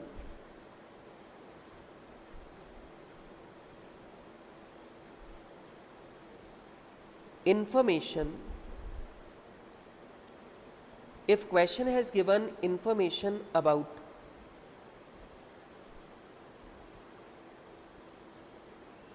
production budget and raw material consumption budget,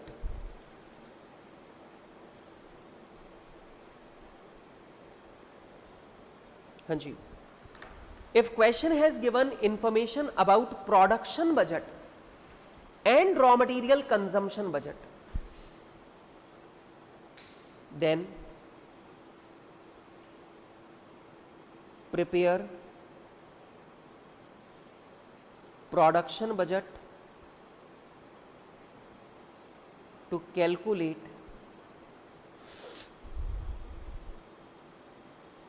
budgeted production, to calculate budgeted production on the basis of which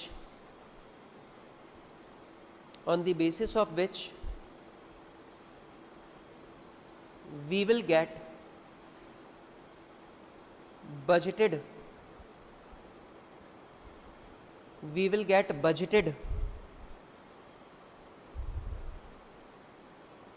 raw material consumption, we will get budgeted raw material consumption, which will be taken as annual requirement। और बेटा मैं इसी को annual requirement मानूंगा। बेटा जल्दी से बताओ, मैं इसी को क्या मानूंगा? Annual requirement. पक्की बात? अच्छा, तीसरी बात ये ध्यान रखना बेटा, कभी कभार ऐसा होता है कि आपको ऑर्डरिंग कॉस्ट कई टुकड़ों में देगा, जैसे लोडिंग अलग दे दिया, अनलोडिंग अलग दे दिया, ट्रांसपोर्टेशन अलग दे दिया। तो घबराना मत, आपको ऑर्डरिंग कॉस्ट अगर टुकड़ों में दे रखा है तो आप ऑर्डरिंग कॉस्ट को सारे टुकड़े जोड़ लेना।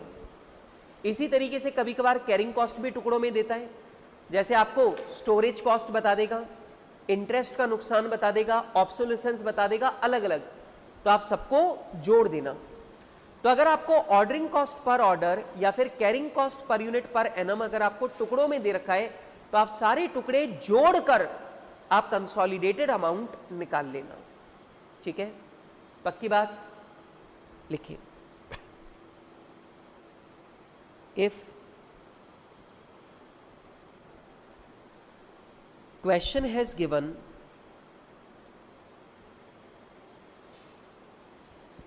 ordering cost, if question has given ordering cost or carrying cost in multiple parts,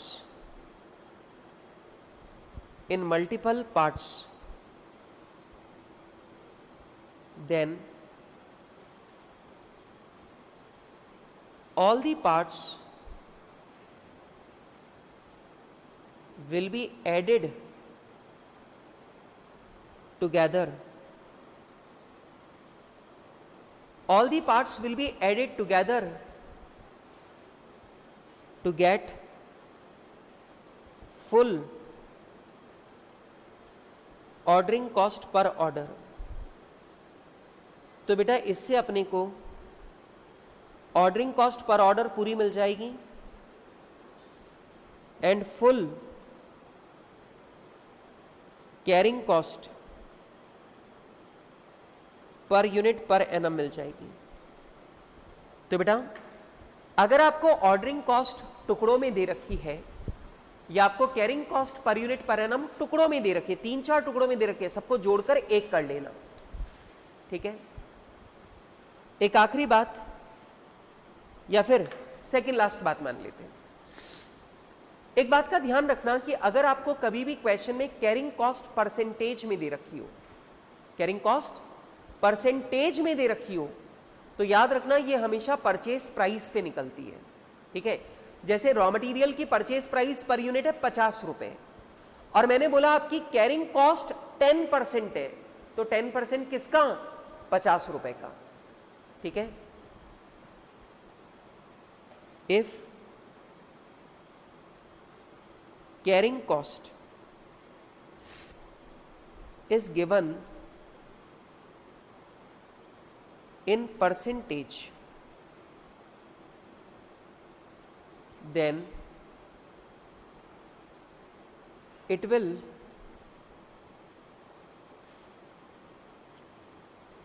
always be calculated on purchase price। तो बेटा ध्यान रखना, अगर कैरिंग कॉस्ट आपको परसेंटेज में दे रखी है तो ध्यान रखना ये कैरिंग कॉस्ट हमेशा और हमेशा परचेज प्राइस पर यूनिट पे ही कैलकुलेट होगी। जो आपकी परचेज प्राइस है उस पर कैलकुलेट होगा 10%, तो 50 का 10% हो जाएगा 5 रुपए। आपकी carrying cost per unit per annum कितनी होगी? 5 रुपए। क्लियर है मेरी बात? हाँ जी, मेरी बात क्लियर है? अच्छा, अब मेरे को एक भयंकर लॉजिक वाले पॉइंट को डिस्कस करना है। डिस्कस करूं? थोड़ा कॉम्प्लिकेटेड है और 5-7 मिनट लगेंगे समझने में। समझाऊं? एक बात मुझे जल्दी से ये बताओ, इस फॉर्मूले में क्या है? आर का मतलब क्या है? Annual requirement in units. जैसे मुझे साल भर में रॉ मटेरियल चाहिए 1 लाख kg, तो आर का मतलब है 1 लाख kg। ओ का मतलब है ऑर्डरिंग कॉस्ट पर ऑर्डर, और सी का मतलब है carrying cost per unit per annum. ठीक है, आपने नोटिस किया इस पूरे फॉर्मूला में परचेज प्राइस कहीं काम ही नहीं आ रही बेटा। आप जितनी ज्यादा क्वांटिटी परचेज करोगे, रॉ मटेरियल का सप्लायर आपको डिस्काउंट देगा, आपकी परचेज प्राइस कम हो जाएगी। ठीक, लेकिन इस फॉर्मूला में कहीं पर भी परचेज प्राइस का इस्तेमाल नहीं हो रहा है। मतलब यह formula purchase price per unit में दिमाग ही नहीं लगा रहा। ध्यान से देखो, इस फॉर्मूला में रॉ मटेरियल की परचेज कॉस्ट को मिनिमाइज करने का प्रयास ही नहीं हो रहा है। अरे समझ रहे हो क्या? इस फॉर्मूला को देखो, इस फॉर्मूला में परचेज प्राइस पर यूनिट कहीं है ही नहीं। इसका मतलब इस फॉर्मूला में परचेज प्राइस को कम, परचेज कॉस्ट को कम करने का प्रयास ही नहीं किया जा रहा है। क्यों? बताता हूं, ध्यान से देखो। आपने यहां कुछ लिखा है, यह मेथड तभी काम करता है जब रॉ मटेरियल का सप्लायर कोई डिस्काउंट ऑफर नहीं कर रहा। इसका मतलब रॉ मटेरियल के सप्लायर ने बोल दिया तू चाहे 1 किलो ले ले, चाहे 1 लाख किलो ले ले, तेरे को इतने का ही दूंगा। तो आप मुझे बताइए, अगर रॉ मटेरियल का सप्लायर अगर आपको कोई डिस्काउंट नहीं दे रहा, इसका मतलब आप परचेज कॉस्ट को तो चेंज कर ही नहीं सकते। अरे हाँ कि ना? अगर रॉ मटेरियल के सप्लायर ने बोल दिया भाई 100 रुपए किलो है, तू कितने भी किलो ले ले, मैं 100 रुपए का ही दूंगा। तो अब आपको 1 लाख किलो अगर साल भर में खरीदना है और 100 रुपए किलो का ही मिलेगा, तो तुम एक बार में कितना भी मंगवा लो, लेकिन तुम्हारी परचेज कॉस्ट 1 करोड़ की होगी। इसका मतलब अगर रॉ मटेरियल के सप्लायर ने डिस्काउंट देने से मना कर दिया, तो रॉ मटेरियल की परचेज कॉस्ट कम हो ही नहीं सकती। और परचेज कॉस्ट अगर कम नहीं हो सकती, तो उसको कम करने का प्रयास भी नहीं करना है। और उसको कम करने का प्रयास नहीं करना, इसीलिए देख लो इस फॉर्मूला में कहीं पर भी परचेज प्राइस काम नहीं आ रही। नहीं आ रहा समझ में? मेरी बात समझ में आ रही है बेटा? यहां पे समझ में आ रहा है बेटा? एक बात मुझे बताओ, रॉ मटेरियल के सप्लायर ने अगर डिस्काउंट देने से मना कर दिया, तो रॉ मटेरियल की परचेज कॉस्ट कम हो ही नहीं सकती। और कम हो ही नहीं सकती तो फिर कम करने का प्रयास भी मत करो। और इसीलिए देख लो इस फॉर्मूला में कहीं पर भी परचेज प्राइस या परचेज कॉस्ट का जिक्र नहीं हो रहा है, क्योंकि हम यहां पे परचेज कॉस्ट को कम करने का प्रयास नहीं कर रहे, क्योंकि वो संभव ही नहीं है, क्योंकि डिस्काउंट ऑफर ही नहीं हो रहा। हमें समझा क्या? इसका मतलब ये हुआ क्या कि स्टेडी स्टेट मॉडल में परचेज कॉस्ट इररेलेवेंट है। यार समझ में? एक बात मुझे बताओ, इकोनॉमिक ऑर्डर क्वांटिटी क्यों डिसाइड कर रहे हो? अपनी लागत कम करने के लिए। पर जो लागत कम ही नहीं हो सकती, उसमें दिमाग लगाना बेकार है। और इसी वजह से हम परचेज कॉस्ट में दिमाग नहीं लगा रहे। तो क्या मैं ये कह सकता हूं कि यहां परचेज कॉस्ट इररेलेवेंट है? इररेलेवेंट है, मतलब ही नहीं है, दिमाग लगाने से फायदा ही नहीं है उसमें, क्योंकि वो कम हो ही नहीं सकती। हाँ कि ना? तो रेलेवेंट कॉस्ट कौन सी है? सिर्फ ऑर्डरिंग कॉस्ट और कैरिंग कॉस्ट। ज्यादा क्वांटिटी ऑर्डर करोगे, ऑर्डर कम होंगे, ऑर्डरिंग कॉस्ट कम हो जाएगी। लेकिन ज्यादा क्वांटिटी ऑर्डर करोगे तो बड़ा गोडाउन लेना पड़ेगा, कैरिंग कॉस्ट बढ़ जाएगी। तो आप यहां पे क्या कम कर सकते हो? ऑर्डरिंग कॉस्ट और कैरिंग कॉस्ट को कम कर सकते हो। और आप ध्यान से देख लो, आप ऑर्डरिंग कॉस्ट और कैरिंग कॉस्ट को ही कम करने का प्रयास कर रहे हो। अरे समझा क्या? आप ऑर्डरिंग कॉस्ट और कैरिंग कॉस्ट को ही कम करने का प्रयास कर रहे हो। और बेटा इसलिए हम बोलते हैं ऑर्डरिंग कॉस्ट और कैरिंग कॉस्ट यहां पर क्या है? रेलेवेंट, क्योंकि हमें उन्हें कम करने का प्रयास करना है। अरे सुना क्या बेटा? एक बात मुझे बताओ, आप यहां क्या कम करने का प्रयास कर रहे हो? कॉस्ट। तो जो कॉस्ट कम हो सकती है सिर्फ उसी में तो दिमाग लगाएंगे। जो कम हो ही नहीं सकती उसमें दिमाग क्यों लगाऊं? तो जो कॉस्ट कम नहीं हो सकती वो मेरे लिए इररेलेवेंट है, मुझे उसमें दिमाग लगाने की जरूरत नहीं है। और जो कॉस्ट कम हो सकती है वो मेरे लिए रेलेवेंट है, उसमें दिमाग लगाने की जरूरत है। तो सुनना, अगर आप स्टेडी स्टेट मॉडल लगा रहे हो और क्वेश्चन आपको बोल दे रेलेवेंट कॉस्ट निकालो, तो ध्यान रखना रेलेवेंट कॉस्ट में सिर्फ ऑर्डरिंग कॉस्ट और कैरिंग कॉस्ट ही आएंगे, क्योंकि परचेज कॉस्ट इररेलेवेंट है। बेटा समझा क्या? मेरी बात समझ में आ रही है? Fifth point, in steady state model,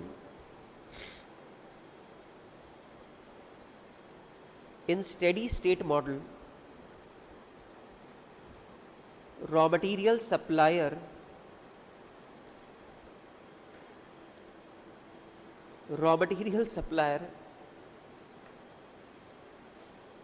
is not giving any discount. बेटा स्टेडी स्टेट मॉडल में रॉ मटेरियल का सप्लायर कोई डिस्काउंट नहीं दे रहा. Therefore, it is not possible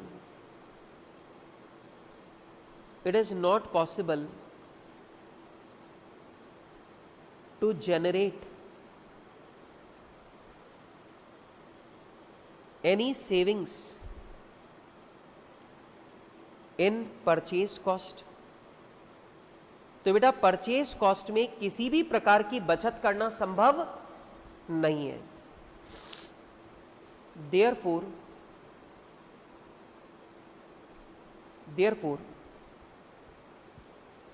purchase cost is irrelevant. Purchase cost is irrelevant in steady state model. तो बेटा ध्यान रखना, स्टेडी स्टेट मॉडल में जो परचेज कॉस्ट है वो क्या रहती है? इररेलेवेंट. और ध्यान से देख लो, इसीलिए फॉर्मूला में भी परचेज प्राइस का जिक्र नहीं है. बेटा जो कॉस्ट कम हो ही नहीं सकती उसे कम करने का प्रयास भी नहीं करेंगे, और प्रयास नहीं करेंगे तो देख लो फॉर्मूला में कहीं पे भी परचेज प्राइस का जिक्र नहीं हो रहा. क्लियर है मेरी बात? बेटा मेरा पॉइंट समझ में आ गया? तो ध्यान रखना, परचेज कॉस्ट क्या है? इररेलेवेंट. ठीक है. वैसे अभी इसमें सिखाने के लिए और बहुत सारी बातें हैं, लेकिन वो सारी बातें मैं तुम्हें सिखाऊंगा एग्जाम्पल के साथ. ठीक है. आप मुझे बताइए जल्दी से, ये वाली बातें आपको समझ में आई? जितना मैंने लिखा एक बार अपन रटेंगे नहीं, अपन एक बार दोबारा रिवाइज करेंगे. फटाफट से मुझे बताइए, इकोनॉमिक ऑर्डर क्वांटिटी आपको क्या सिखाता है? कि भैया अगर अगर अगर तुम्हें किसी फैक्ट्री में नौकरी लगा दी जाए तो तुम्हें वहां जाकर के डिसाइड करना पड़ेगा कौन सा रॉ मटेरियल एक बार में कितना खरीदना है. जैसे मम्मी चावल मंगवाती है 2 किलो, चाय मंगवाती है 1 किलो, और चीनी मंगवाती है 10 किलो, और घी मंगवाती है 2 किलो, तेल मंगवाती है 5 किलो. इसका मतलब मम्मी ने हर एक रॉ मटेरियल की क्वांटिटी तय कर रखी है. वैसे तुम्हें भी फैक्ट्री में जाते ही तय करना पड़ेगा कि कौन सा रॉ मटेरियल कितनी क्वांटिटी में खरीदा जाए कि हमारी टोटल रॉ मटेरियल कॉस्ट कम से कम आए. इसी को बोलते हैं इकोनॉमिक ऑर्डर क्वांटिटी. अब सिंपल सी बात है, आप ही ध्यान रखना, रॉ मटेरियल खरीदते टाइम 3 तरह का खर्चा होता है. एक परचेज कॉस्ट, मतलब वो पैसे जो आप सप्लायर को दे रहे हो इंक्लूडिंग टैक्स. दूसरा ऑर्डरिंग कॉस्ट, मतलब ऑर्डर बुक कराने से लेकर डिलीवरी अपने गोडाउन में उतारने तक जितना भी खर्चा लग रहा है वो सब ऑर्डरिंग कॉस्ट है. और बेटा गोडाउन में जो स्टोरेज का खर्चा लग रहा है वो सारा कैरिंग कॉस्ट है. अब तुम अगर ज्यादा क्वांटिटी ऑर्डर करोगे तो डिस्काउंट मिलेगा, परचेज कॉस्ट कम हो जाएगी. ज्यादा क्वांटिटी ऑर्डर करोगे तो तुम्हें साल में ऑर्डर कम करने पड़ेंगे, ऑर्डर कम बार करोगे तो ऑर्डरिंग कॉस्ट भी कम हो जाएगी. अरे भैया जब माल कम बार मंगवाओगे तो ट्रक वाले के पैसे भी तो कम लगेंगे. लेकिन अगर तुम एक बार में ज्यादा रॉ मटेरियल मंगवाओगे तो तुम्हें बड़ा गोडाउन लेना पड़ेगा और तुम्हारी कैरिंग कॉस्ट बढ़ जाएगी. हम इन तीनों कॉस्ट के बीच में ऐसा तालमेल बिठाते हैं कि उतनी क्वांटिटी का ऑर्डर करें कि टोटल कॉस्ट कम से कम आए. उसी को हम लोग बोलते हैं economic order quantity. Economic order quantity को निकालने के हम चार्टर्ड अकाउंटेंट्स ने 2 तरीके बना रखे हैं. 2 तरीके क्या? एक स्टेडी स्टेट मॉडल, दूसरा चेंजिंग स्टेट मॉडल. आप बोलेंगे सर ये क्या है? बेटा स्टेडी स्टेट मॉडल वहां पे लगाते हैं जहां रॉ मटेरियल का सप्लायर हमें कोई डिस्काउंट ऑफर नहीं करता. तो रॉ मटेरियल के सप्लायर ने अगर मना कर दिया कि भैया कितना भी खरीदो, जितनी तुम्हारी मर्जी उतना खरीद लो, मैं 1 रुपए का भी डिस्काउंट नहीं दूंगा, तो वहां पर कौन सा मेथड लगेगा? Steady state model. Steady state model में इकोनॉमिक ऑर्डर क्वांटिटी सीधे फॉर्मूला लगा के निकाली जा सकती है, और फॉर्मूला है 2RO/C, और ये पूरा अंडर रूट में है. 2RO/C पूरा अंडर रूट में. सर आर का मतलब होता है annual requirement in units. O का मतलब ऑर्डरिंग कॉस्ट पर ऑर्डर. सी का मतलब है carrying cost per unit per annum. अरे बेटा समझा क्या? इधर बाल को समझा क्या तुमने? समझ में आई बात? अब सुनो, यहां पर एक बात की बड़ी सावधानी रखनी है, इकोनॉमिक ऑर्डर क्वांटिटी हमेशा उस चीज की निकालते हैं जो तुम खरीद रहे हो। तो हमेशा ध्यान रखना, सवाल में बहुत बार कंफ्यूज करने के लिए दोनों दे देता है। मतलब जो प्रोडक्ट आप बेच रहे हो उसकी डिमांड भी दे देगा और जो रॉ मटेरियल है उसकी रिक्वायरमेंट भी दे देगा। और बच्चा क्या करता है? बच्चा कंफ्यूज हो जाता है। बच्चा क्या करता है? वो बच्चे जो है वो कंफ्यूज हो जाते हैं, वो प्रोडक्ट की डिमांड को एनुअल रिक्वायरमेंट समझ के ले लेते हैं। तो एक बात को समझो यार, इकोनॉमिक ऑर्डर क्वांटिटी उस चीज की क्वांटिटी है जो आप खरीदते हो, तो एनुअल रिक्वायरमेंट भी उसी चीज के लेना जो आपको खरीदनी है। ठीक है, मेरी बात आ रही है समझ में? मेरी बात समझ में आ रही है? अगर आप टीवी खरीदते हो और टीवी बेचते हो तो इकोनॉमिक ऑर्डर क्वांटिटी के लिए आर क्या होगी? एनुअल रिक्वायरमेंट ऑफ टीवी, क्योंकि तुम टीवी खरीद रहे हो। लेकिन मान लो अगर तुम टीवी बनाने का सामान खरीदते हो और टीवी बना के बेचते हो, तो तुम्हारे लिए एनुअल रिक्वायरमेंट किस चीज की लोगे? जो रॉ मटेरियल खरीद रहे हो उसकी, पिक्चर ट्यूब, आईसी, बॉक्स, उन सब की। अरे समझा क्या? मेरी बात समझ में आ रही है? इधर इधर इधर इधर देखो, इधर इधर मेरी तरफ देखो, समझ में आ रही है बात तुमको? अच्छा, फिर उसके बाद में बेटा मैंने आप लोगों को एक पॉइंट लिखवाया कि अगर आपको क्वेश्चन में ऑर्डरिंग कॉस्ट और कैरिंग कॉस्ट जो है वो कभी कभार आप लोगों को टुकड़ों में भी दे देता है, तो आपको ऑर्डरिंग कॉस्ट कई टुकड़ों में देगा, सारे टुकड़े जोड़कर एक कर लेना। कैरिंग कॉस्ट आपको कई टुकड़ों में दे सकता है, सारे टुकड़े जोड़कर एक कर लेना, और वो जोड़कर फिर आपको यहां पर लेनी है इकोनॉमिक ऑर्डर क्वांटिटी निकालने के लिए। बेटा जल्दी बताओ, कोई दिक्कत? कोई दिक्कत? चले आगे, चलो। अब इसके बाद में फिर मैंने आप लोगों को एक और बात यहां पे समझाई कि अगर क्वेश्चन में कभी भी कैरिंग कॉस्ट परसेंटेज में दे रखी है तो ध्यान रखना वो हमेशा परचेज प्राइस पे ही निकलेगी। और एक मैंने आपको यहां पे बताया कि स्टेडी स्टेट मॉडल में रॉ मटेरियल का सप्लायर अपने को कोई डिस्काउंट नहीं दे रहा, इसका मतलब परचेज कॉस्ट को बचाना संभव नहीं है, तो परचेज कॉस्ट हमारे लिए इररेलेवेंट है। और इसीलिए देख लो फॉर्मूला में कहीं पर भी परचेज कॉस्ट या परचेज प्राइस का इस्तेमाल नहीं किया गया है। अच्छा, कभी कभार बच्चे मुझे बोलते हैं सर आज तक आपने जितना भी पढ़ाया उसमें हर फॉर्मूला का डेरिवेशन समझाया, आपने हर फॉर्मूला बनाने का तरीका समझाया पर इसमें नहीं समझाया। तो मैं आपको बता दूं ये फॉर्मूला जो है ये मैथमेटिकली बना हुआ है, दिखता छोटा सा है पर इसका डेरिवेशन पूरा एक पेज का है और ये डिफरेंशिएशन से बना है। पढ़ा था तुमने? हाँ, तुमने पढ़ा था डिफरेंशियल कैलकुलस। अरे फाउंडेशन में मैथ्स में डिफरेंशिएशन इंटीग्रेशन क्या? अच्छा तुम्हारे छुड़वा दिया था। अरे दादा आप हिंदी में ना पूछें डिफरेंशिएशन को हिंदी में क्या बोलते हैं? क्या बोलते हैं हिंदी में डिफरेंशिएशन को? समाकरण। सर मैं लंबे लंबे हाथ जोड़ के आपसे माफी मांगता हूं, मैं आपको इसका जवाब नहीं दे सकता हूं, ठीक है? चलो जो भी है। अच्छा एक बात मुझे बताइए,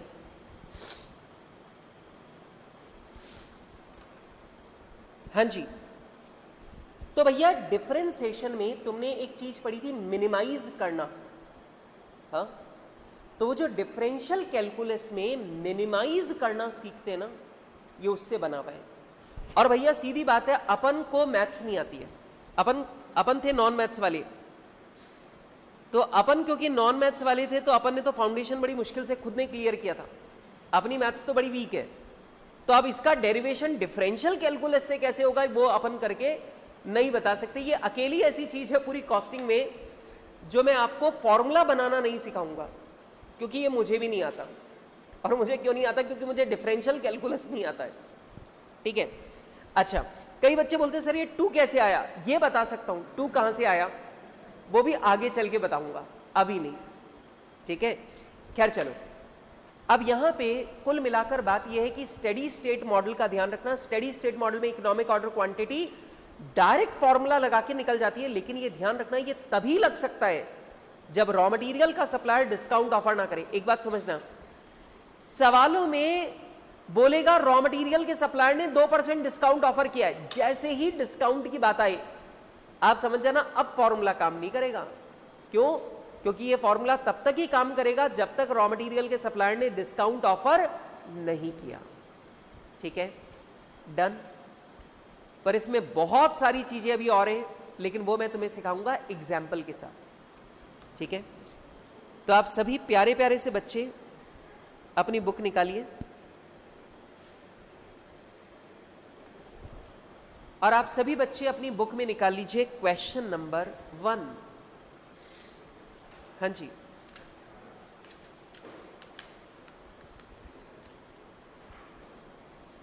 आप सभी बच्चों के मासूम चेहरे देख के इतना अच्छा लगता है। हाँ जी, मतलब आप लोग पढ़ाई को लेकर के कितने ऊर्जावान हैं। मतलब आप लोग देखो, मैं थक जाता हूं 2 घंटे पढ़ाते ही, लेकिन तुम देखो, तुम लोग थकते ही नहीं हो, है ना। हाँ, तो आप सब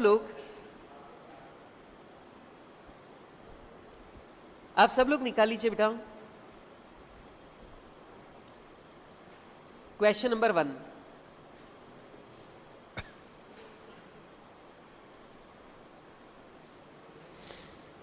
ये लीजिए बेटा, ये रहा क्वेश्चन नंबर 1 आप लोगों के सामने। हाँ जी, क्वेश्चन नंबर 1 आप सभी लोगों के सामने प्रस्तुत है स्क्रीन पर।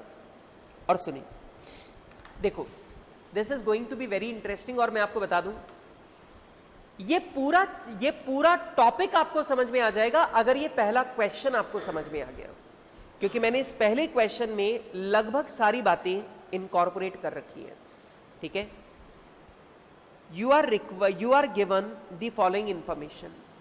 आपको ये जानकारी दी जा रही है, annual requirement of raw material आपकी है 40,000 kg।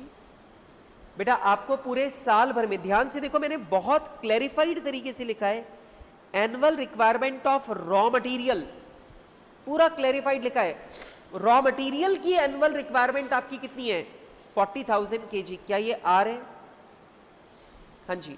Number 2, ordering cost per order आपकी 100 रुपए की है। इसका मतलब ये हो गया ओ, ऑर्डरिंग कॉस्ट पर ऑर्डर। ठीक है, आपको दे रखा है कैरिंग कॉस्ट पर एनम, लेकिन मुझे चाहिए carrying cost per unit per annum. कोई बात नहीं, परचेज प्राइस पर केजी है 100 रुपए। अब आप मुझे बताओ, परचेज प्राइस पर केजी है 100 रुपए और उसकी कैरिंग कॉस्ट है 2%। तो आप मुझे बताइए, क्या मैं ऐसा कह सकता हूं कि मेरी carrying cost per unit per annum 2 रुपए है? बोलो ना बेटा, क्या मैं ऐसा कह सकता हूं कि मेरी एनुअल रिक्वायरमेंट 40,000 है, ऑर्डरिंग कॉस्ट पर ऑर्डर 100 रुपए है और मेरी carrying cost per unit per annum 2 रुपए की है? बोलो ना, समझ में आ रहा है? अब ध्यान से सुनना इस सवाल को। Calculate economic order quantity. बेटा जी मैं ये जानना चाहता हूं, सर मैं ये जानना चाहता हूं, सर इस सवाल में अभी तक डिस्काउंट के बारे में कुछ नहीं बोला है। सर इकोनॉमिक ऑर्डर क्वांटिटी कौन से मेथड से निकलेगी? स्टेडी स्टेट मॉडल, मतलब 2RO/C। इसका मतलब सुनो, एक मिनट, अगर रॉ मटेरियल की प्राइस 100 रुपए किलो है, इसका मतलब रॉ मटेरियल के सप्लायर ने हमें कोई डिस्काउंट ऑफर नहीं कर रखा। मतलब रॉ मटेरियल के सप्लायर ने बोला भैया तेरे को लेनी है जितनी ले ले, मैं तो 100 रुपए की लगाऊंगा। हाँ कि ना? तो इसका मतलब ये बताओ कि क्या यहां पे परचेज कॉस्ट को कम करना संभव नहीं है? तो क्या यहां पे परचेज कॉस्ट में दिमाग लगाना बेकार है? क्या यहां पे परचेज कॉस्ट हमारे लिए इररेलेवेंट है? तो आप मुझे बताइए यहां पर कौन सा मेथड लगेगा? 2RO/C steady state model. और हम सिर्फ ऑर्डरिंग कॉस्ट और कैरिंग कॉस्ट को कम करने का प्रयास करेंगे, हम परचेज कॉस्ट को कम करने का प्रयास नहीं करेंगे। क्लियर है बात? अगली बात सुनो, calculate total cost of raw material for economic order quantity. आपको इकोनॉमिक ऑर्डर क्वांटिटी की टोटल रॉ मटेरियल कॉस्ट निकालनी है, मतलब purchase cost, ordering cost, carrying cost, तीनों। सुनो, calculate total cost of raw material if safety stock is 100 kg। ये बोल रहा है बताओ अगर सेफ्टी स्टॉक 100 किलो का है तो बताओ हमारी टोटल रॉ मटेरियल कॉस्ट कितनी है? फिर calculate total relevant cost for economic order quantity. आपको इकोनॉमिक ऑर्डर क्वांटिटी की टोटल रेलेवेंट कॉस्ट बतानी है। अब बताओ परचेज कॉस्ट क्या है? इररेलेवेंट। सिर्फ रेलेवेंट कॉस्ट बतानी है, मतलब ऑर्डरिंग कॉस्ट और कैरिंग कॉस्ट। समझा क्या? समझा? Okay. Calculate frequency of orders in days assuming 360 days per annum. सवाल कह रहा बताओ आप ऑर्डर कितने कितने दिन में करोगे? अगर साल में 360 दिन है, मतलब आपको ऑर्डर्स की फ्रीक्वेंसी बतानी है, मतलब आप कितने दिन में ऑर्डर करते हो ये बताओ। ठीक है। If supplier has offered 1% discount, sir sir sir sir supplier ने 1% डिस्काउंट ऑफर किया है, डिस्काउंट आ गया, इसका मतलब भाई साहब यहां तक स्टेडी स्टेट मॉडल चल रहा था, अब सप्लायर ने डिस्काउंट ऑफर कर दिया, यहां पे स्टेडी स्टेट मॉडल काम करना बंद कर दिया। अब सुनो, on the order of 5000 kg at a time, raw material का सप्लायर बोल रहा भैया 5000 किलो मंगवा ले एक बार में, तुझे 1% डिस्काउंट दूंगा। Advice weather the proposal should be accepted और नॉट। बताओ ये प्रपोजल एक्सेप्ट करे या नहीं करे। अब आप समझो, इस वाले सवाल का जवाब स्टेडी स्टेट मॉडल से नहीं देंगे, इस सवाल का जवाब देंगे चेंजिंग स्टेट मॉडल से। अच्छा आगे सुनो, if supplier has offered discount on a minimum order of 1000 kg, इसे करो 10,000 kg। सवाल कह रहा है find the minimum discount which we should ask for. सवाल कहता है अगर रॉ मटेरियल के सप्लायर ने बोला कि भैया एक बार में तू 10,000 किलो का ऑर्डर दे, मैं तुझे डिस्काउंट दूंगा, तो बताओ कम से कम कितने रुपए का डिस्काउंट मांगना है? अरे समझा क्या? क्या पूछ रहा है? कम से कम कितना डिस्काउंट मांगना है? भैया जितनी मेरी कॉस्ट बढ़ेगी ना, कम से कम उतना डिस्काउंट तो मांगूंगा। बेटा आ रही है बात समझ में? कम से कम कितना डिस्काउंट मांगू? जितनी मेरी कॉस्ट बढ़ रही है। समझा क्या? लेकिन एक बात मुझे बताओ, क्या ये लास्ट के दोनों सवाल चेंजिंग स्टेट मॉडल के, और ये जो पहले 5 सवाल है ये स्टेडी स्टेट मॉडल के?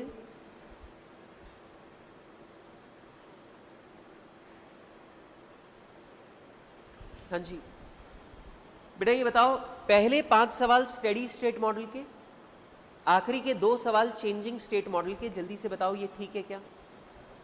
अच्छा, अगर ये ठीक है तो मेरी बात को सुनो। सबसे पहले लिख लो गिवन, आपकी एनुअल रिक्वायरमेंट 40,000 kg की है, आपका ऑर्डरिंग कॉस्ट पर ऑर्डर 100 रुपए का है, और आपकी carrying cost per unit per annum purchase price का 2% है, मतलब 2 रुपए। आपकी carrying cost per unit per annum कितनी है? 2 रुपए। परचेज प्राइस का 2% लिया मैंने, ध्यान रखना। कई बच्चे बोलते सर ऑर्डरिंग कॉस्ट का 2% लिया आपने। अरे यार ऑर्डरिंग कॉस्ट भी 100 रुपए ही है, पर इसका मतलब ये नहीं कि मैंने ऑर्डरिंग कॉस्ट का 2% लिया है, मैंने परचेज प्राइस का 2% लिया है। ठीक, चलो सुनो, आओ बेटा। सबसे पहला सवाल आपसे पूछा जा रहा है, इकोनॉमिक ऑर्डर क्वांटिटी निकालकर बताओ। इकोनॉमिक ऑर्डर क्वांटिटी निकालने का फॉर्मूला है 2RO अपॉन C, और ये पूरा का पूरा अंडर रूट में है। सही बात है? 2 इंटू R इंटू O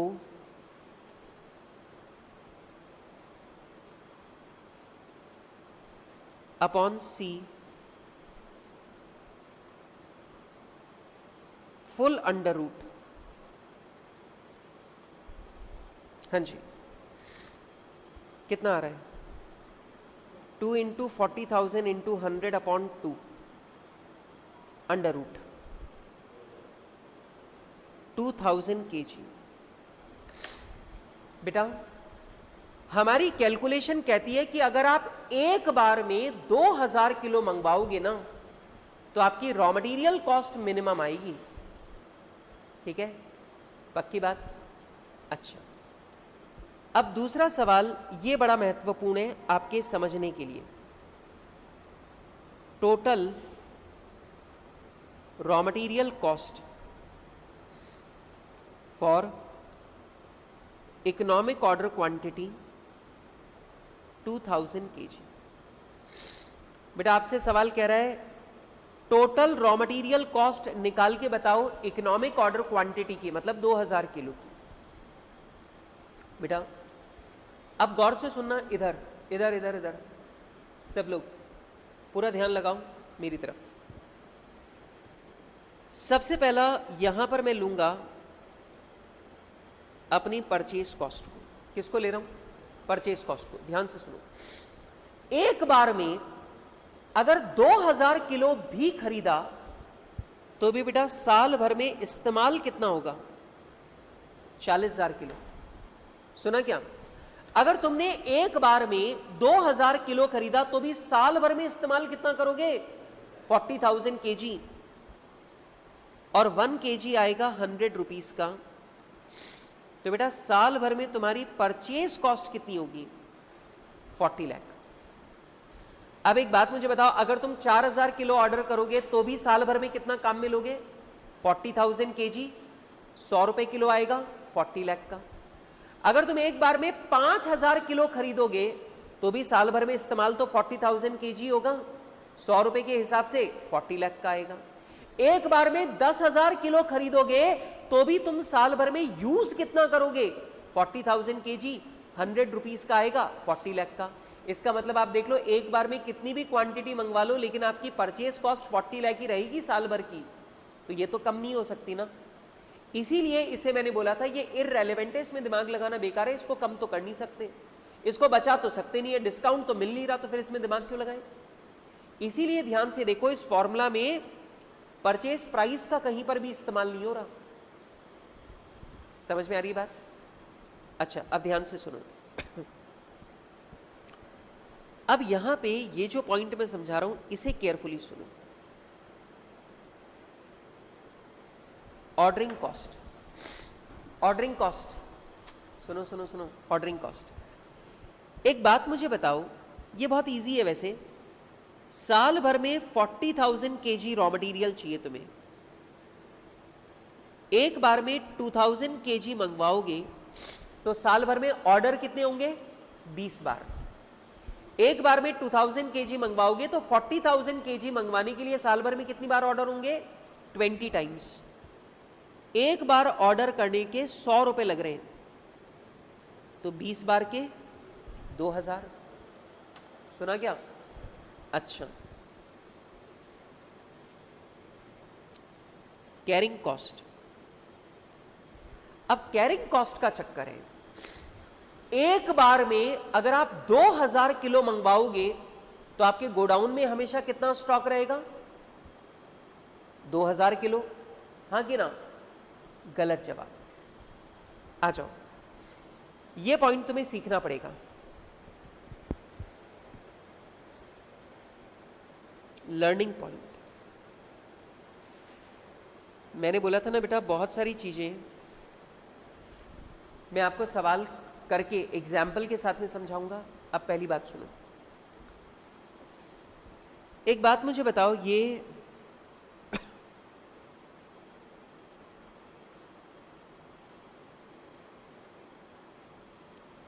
इस तरह के चार्ट के साथ में आपका काफी भावनात्मक जुड़ाव है। हाँ, ऐसा चार्ट देखते ही आपको मन में खुशी हो जाती है कि कुछ इजी आ रहा है, कुछ याद आ रहा है। कहाँ काम में लिया था अपन ने ऐसा चार्ट, ग्राफ, स्टैंडर्ड कॉस्टिंग में। अच्छा एक बात बताओ, आज मेरे पास 0 स्टॉक है। आज अगर मैं 2000 किलो का ऑर्डर कर दूं तो मेरे गोडाउन में कितना माल आ जाएगा? डिलीवरी आ जाएगी, और डिलीवरी आते ही मेरे गोडाउन में कितना स्टॉक आ जाएगा? जल्दी बताओ। 2000 kg। ये बताओ 2000 kg मेरे गोडाउन में आएगा, और धीरे धीरे धीरे धीरे रोज मैं रॉ मटेरियल खर्च करूंगा और खर्च करते करते एक दिन स्टॉक कितना हो जाएगा? जीरो। जिस दिन मेरे गोडाउन में स्टॉक जीरो हो जाएगा उस दिन मैं दोबारा से ऑर्डर करूंगा और बेटा दोबारा ऑर्डर किया, डिलीवरी आई और दोबारा स्टॉक कितना हो जाएगा? 2000 kg। लेकिन बेटा धीमे धीमे ये इस्तेमाल होगा, इस्तेमाल होते होते ये एक दिन वापस जीरो हो जाएगा। जिस दिन जीरो होगा दोबारा 2000 किलो का ऑर्डर करेंगे, स्टॉक वापस 2000 किलो पे पहुंच जाएगा। फिर कंज्यूम होते होते जीरो पे आ जाएगा। फिर दोबारा ऑर्डर करेंगे 2000 किलो पे पहुंच जाएगा, फिर जीरो हो जाएगा। फिर ऑर्डर करेंगे 2000 किलो पे पहुंच जाएगा, फिर जीरो हो जाएगा। बोलो हाँ कि ना? इसका मतलब यह हुआ कि अगर तुम दिमाग लगा के देखो तो तुम्हें समझ में आएगा कि पूरे साल भर गोडाउन के अंदर ना तो 0 किलो है ना 2000 किलो है। 0 किलो एक मूवमेंट पे था, ऑर्डर किया, वापस स्टॉक रीफिल हो गया। और आप मुझे बताओ कि हमेशा तुम्हारे गोडाउन में 2000 किलो भी नहीं रहता, हाँ कि ना? 2000 किलो थोड़ी रहता तुम्हारे गोडाउन में। 2000 किलो तो बस तभी होता है जब डिलीवरी आती है, उसके बाद तो घटते घटते घटते घटते जीरो की तरफ जाता है। अरे एक बात मुझे बताओ, मम्मी 2 किलो घी मंगवाती है हर महीने की 1 तारीख को। आज जाकर के देख लो घर में 2 किलो घी होगा क्या? नहीं। अच्छा, जितना आज है कल उससे कम होगा, परसों उससे कम होगा, तरसों उससे कम होगा, पर 2 किलो तो नहीं होगा। और लास्ट में जाकर जीरो हो जाएगा, तब मम्मी पापा को बोलेगी पापा फिर दोबारा 2 किलो का डब्बा ले आएंगे। लेकिन फिर घी वापस घटते घटते घटते घटते जीरो हो जाएगा। ऐसे ही चलता है। तो आप ये समझो कि गोडाउन के अंदर ना तो पूरे साल भर 2000 किलो का स्टॉक रहता है ना 0 किलो का स्टॉक रहता है, हमेशा स्टॉक इन दोनों के बीच में रहता है। तो हम ये कहते हैं कि सर ऑन एन एवरेज हमारे गोडाउन में जो रॉ मटेरियल रहता है वो इन दोनों के बीच में कुछ रहता है। बोलो ना। अब आप मुझे बताइए, अगर मैंने कैरिंग कॉस्ट 2000 किलो की लगा दी तो तुम बोलोगे सर 2000 किलो तो गोडाउन के अंदर कभी रखा ही नहीं था साल भर, 2000 किलो थोड़ी था गोडाउन में, फिर आप 2000 किलो की साल भर की कॉस्ट क्यों लगा रहे हो? नहीं समझे? मेरी बात को समझना बेटा, लिखना मत, मैं गलत लिख रहा हूं। अगर मैंने कह दिया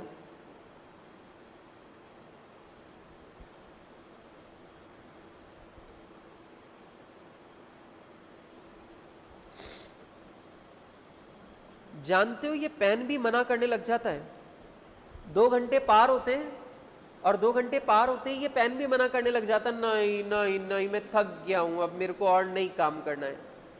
हाँ, तुम्हारी अंतरात्मा की आवाज ये पेन सुन लेता, पता तुमको? सुनो इधर ध्यान दो मेरे बालकों। अगर मैं ये कह दूं कि साहब मैं तो 2000 किलो मंगवाता हूं एक बार में, 1 किलो को 1 साल तक गोडाउन में रखने का खर्चा 2 रुपए का है, तो 2000 किलो को रखने का खर्चा 4000 का।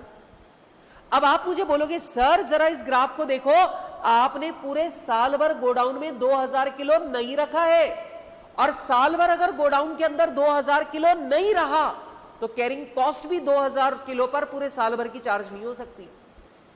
नहीं आ रहा क्या समझ में? अरे भैया कैरिंग कॉस्ट तो उतने ही यूनिट की लगाओगे ना जितना गोडाउन में रहता है, पर गोडाउन में पूरे साल भर 2000 किलो था क्या? नहीं था ना, तो फिर 2000 किलो की पूरे साल भर की कैरिंग कॉस्ट क्यों लगा सकते हो? नहीं लगा सकते। तो हमारा कॉन्सेप्ट ये कहता है,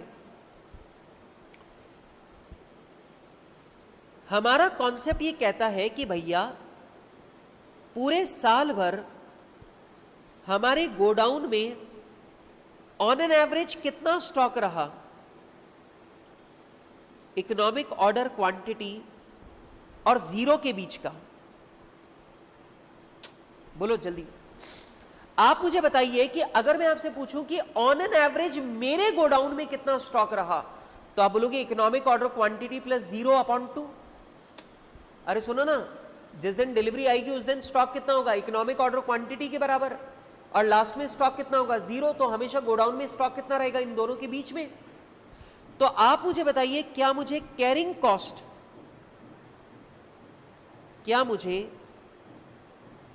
कैरिंग कॉस्ट इसी पे निकालनी चाहिए? अच्छा, लेकिन बेटा हमने सोचा क्यों ना इस फॉर्मूला को थोड़ा छोटा कर दें,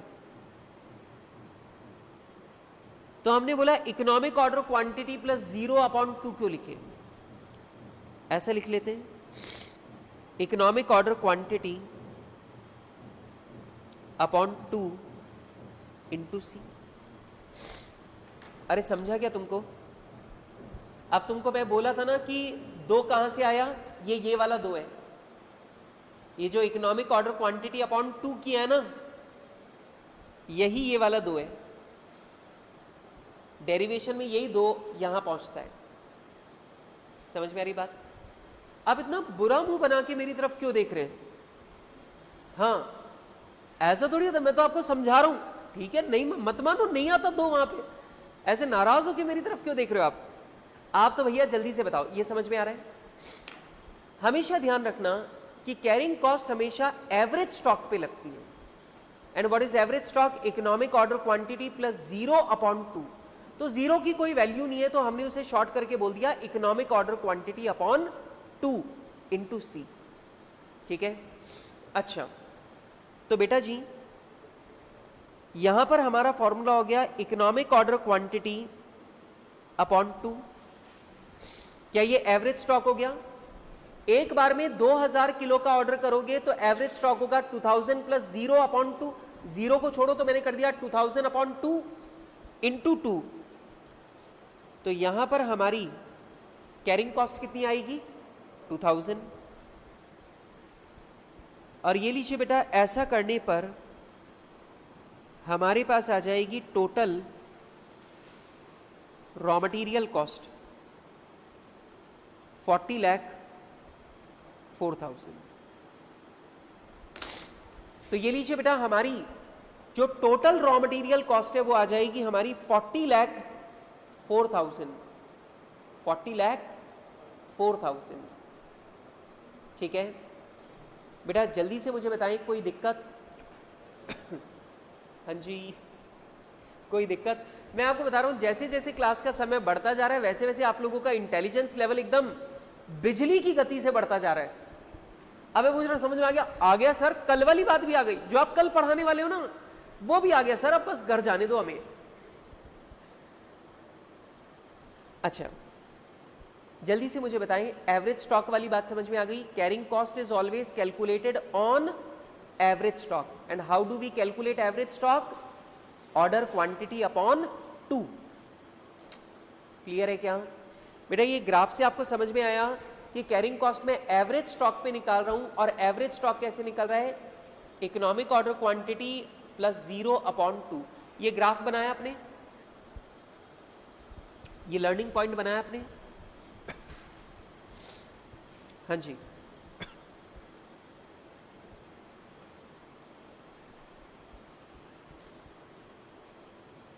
कैलकुलेशन ऑफ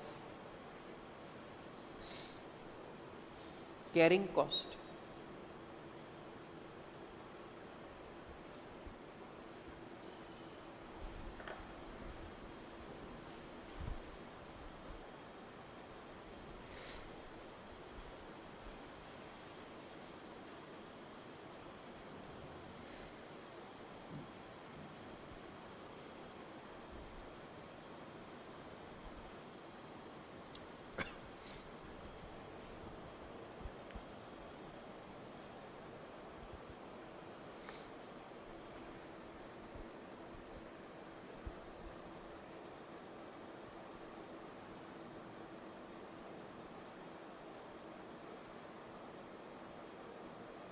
मैं देख रहा हूँ क्लास में बच्चों की स्पीड में काफ़ी डिफरेंस है। यहाँ बच्चों का ग्राफ नहीं बना, वहाँ पे ग्राफ बन के फूल पत्ती भी चालू हो गई। मतलब बड़ा फर्क है बच्चों की स्पीड में।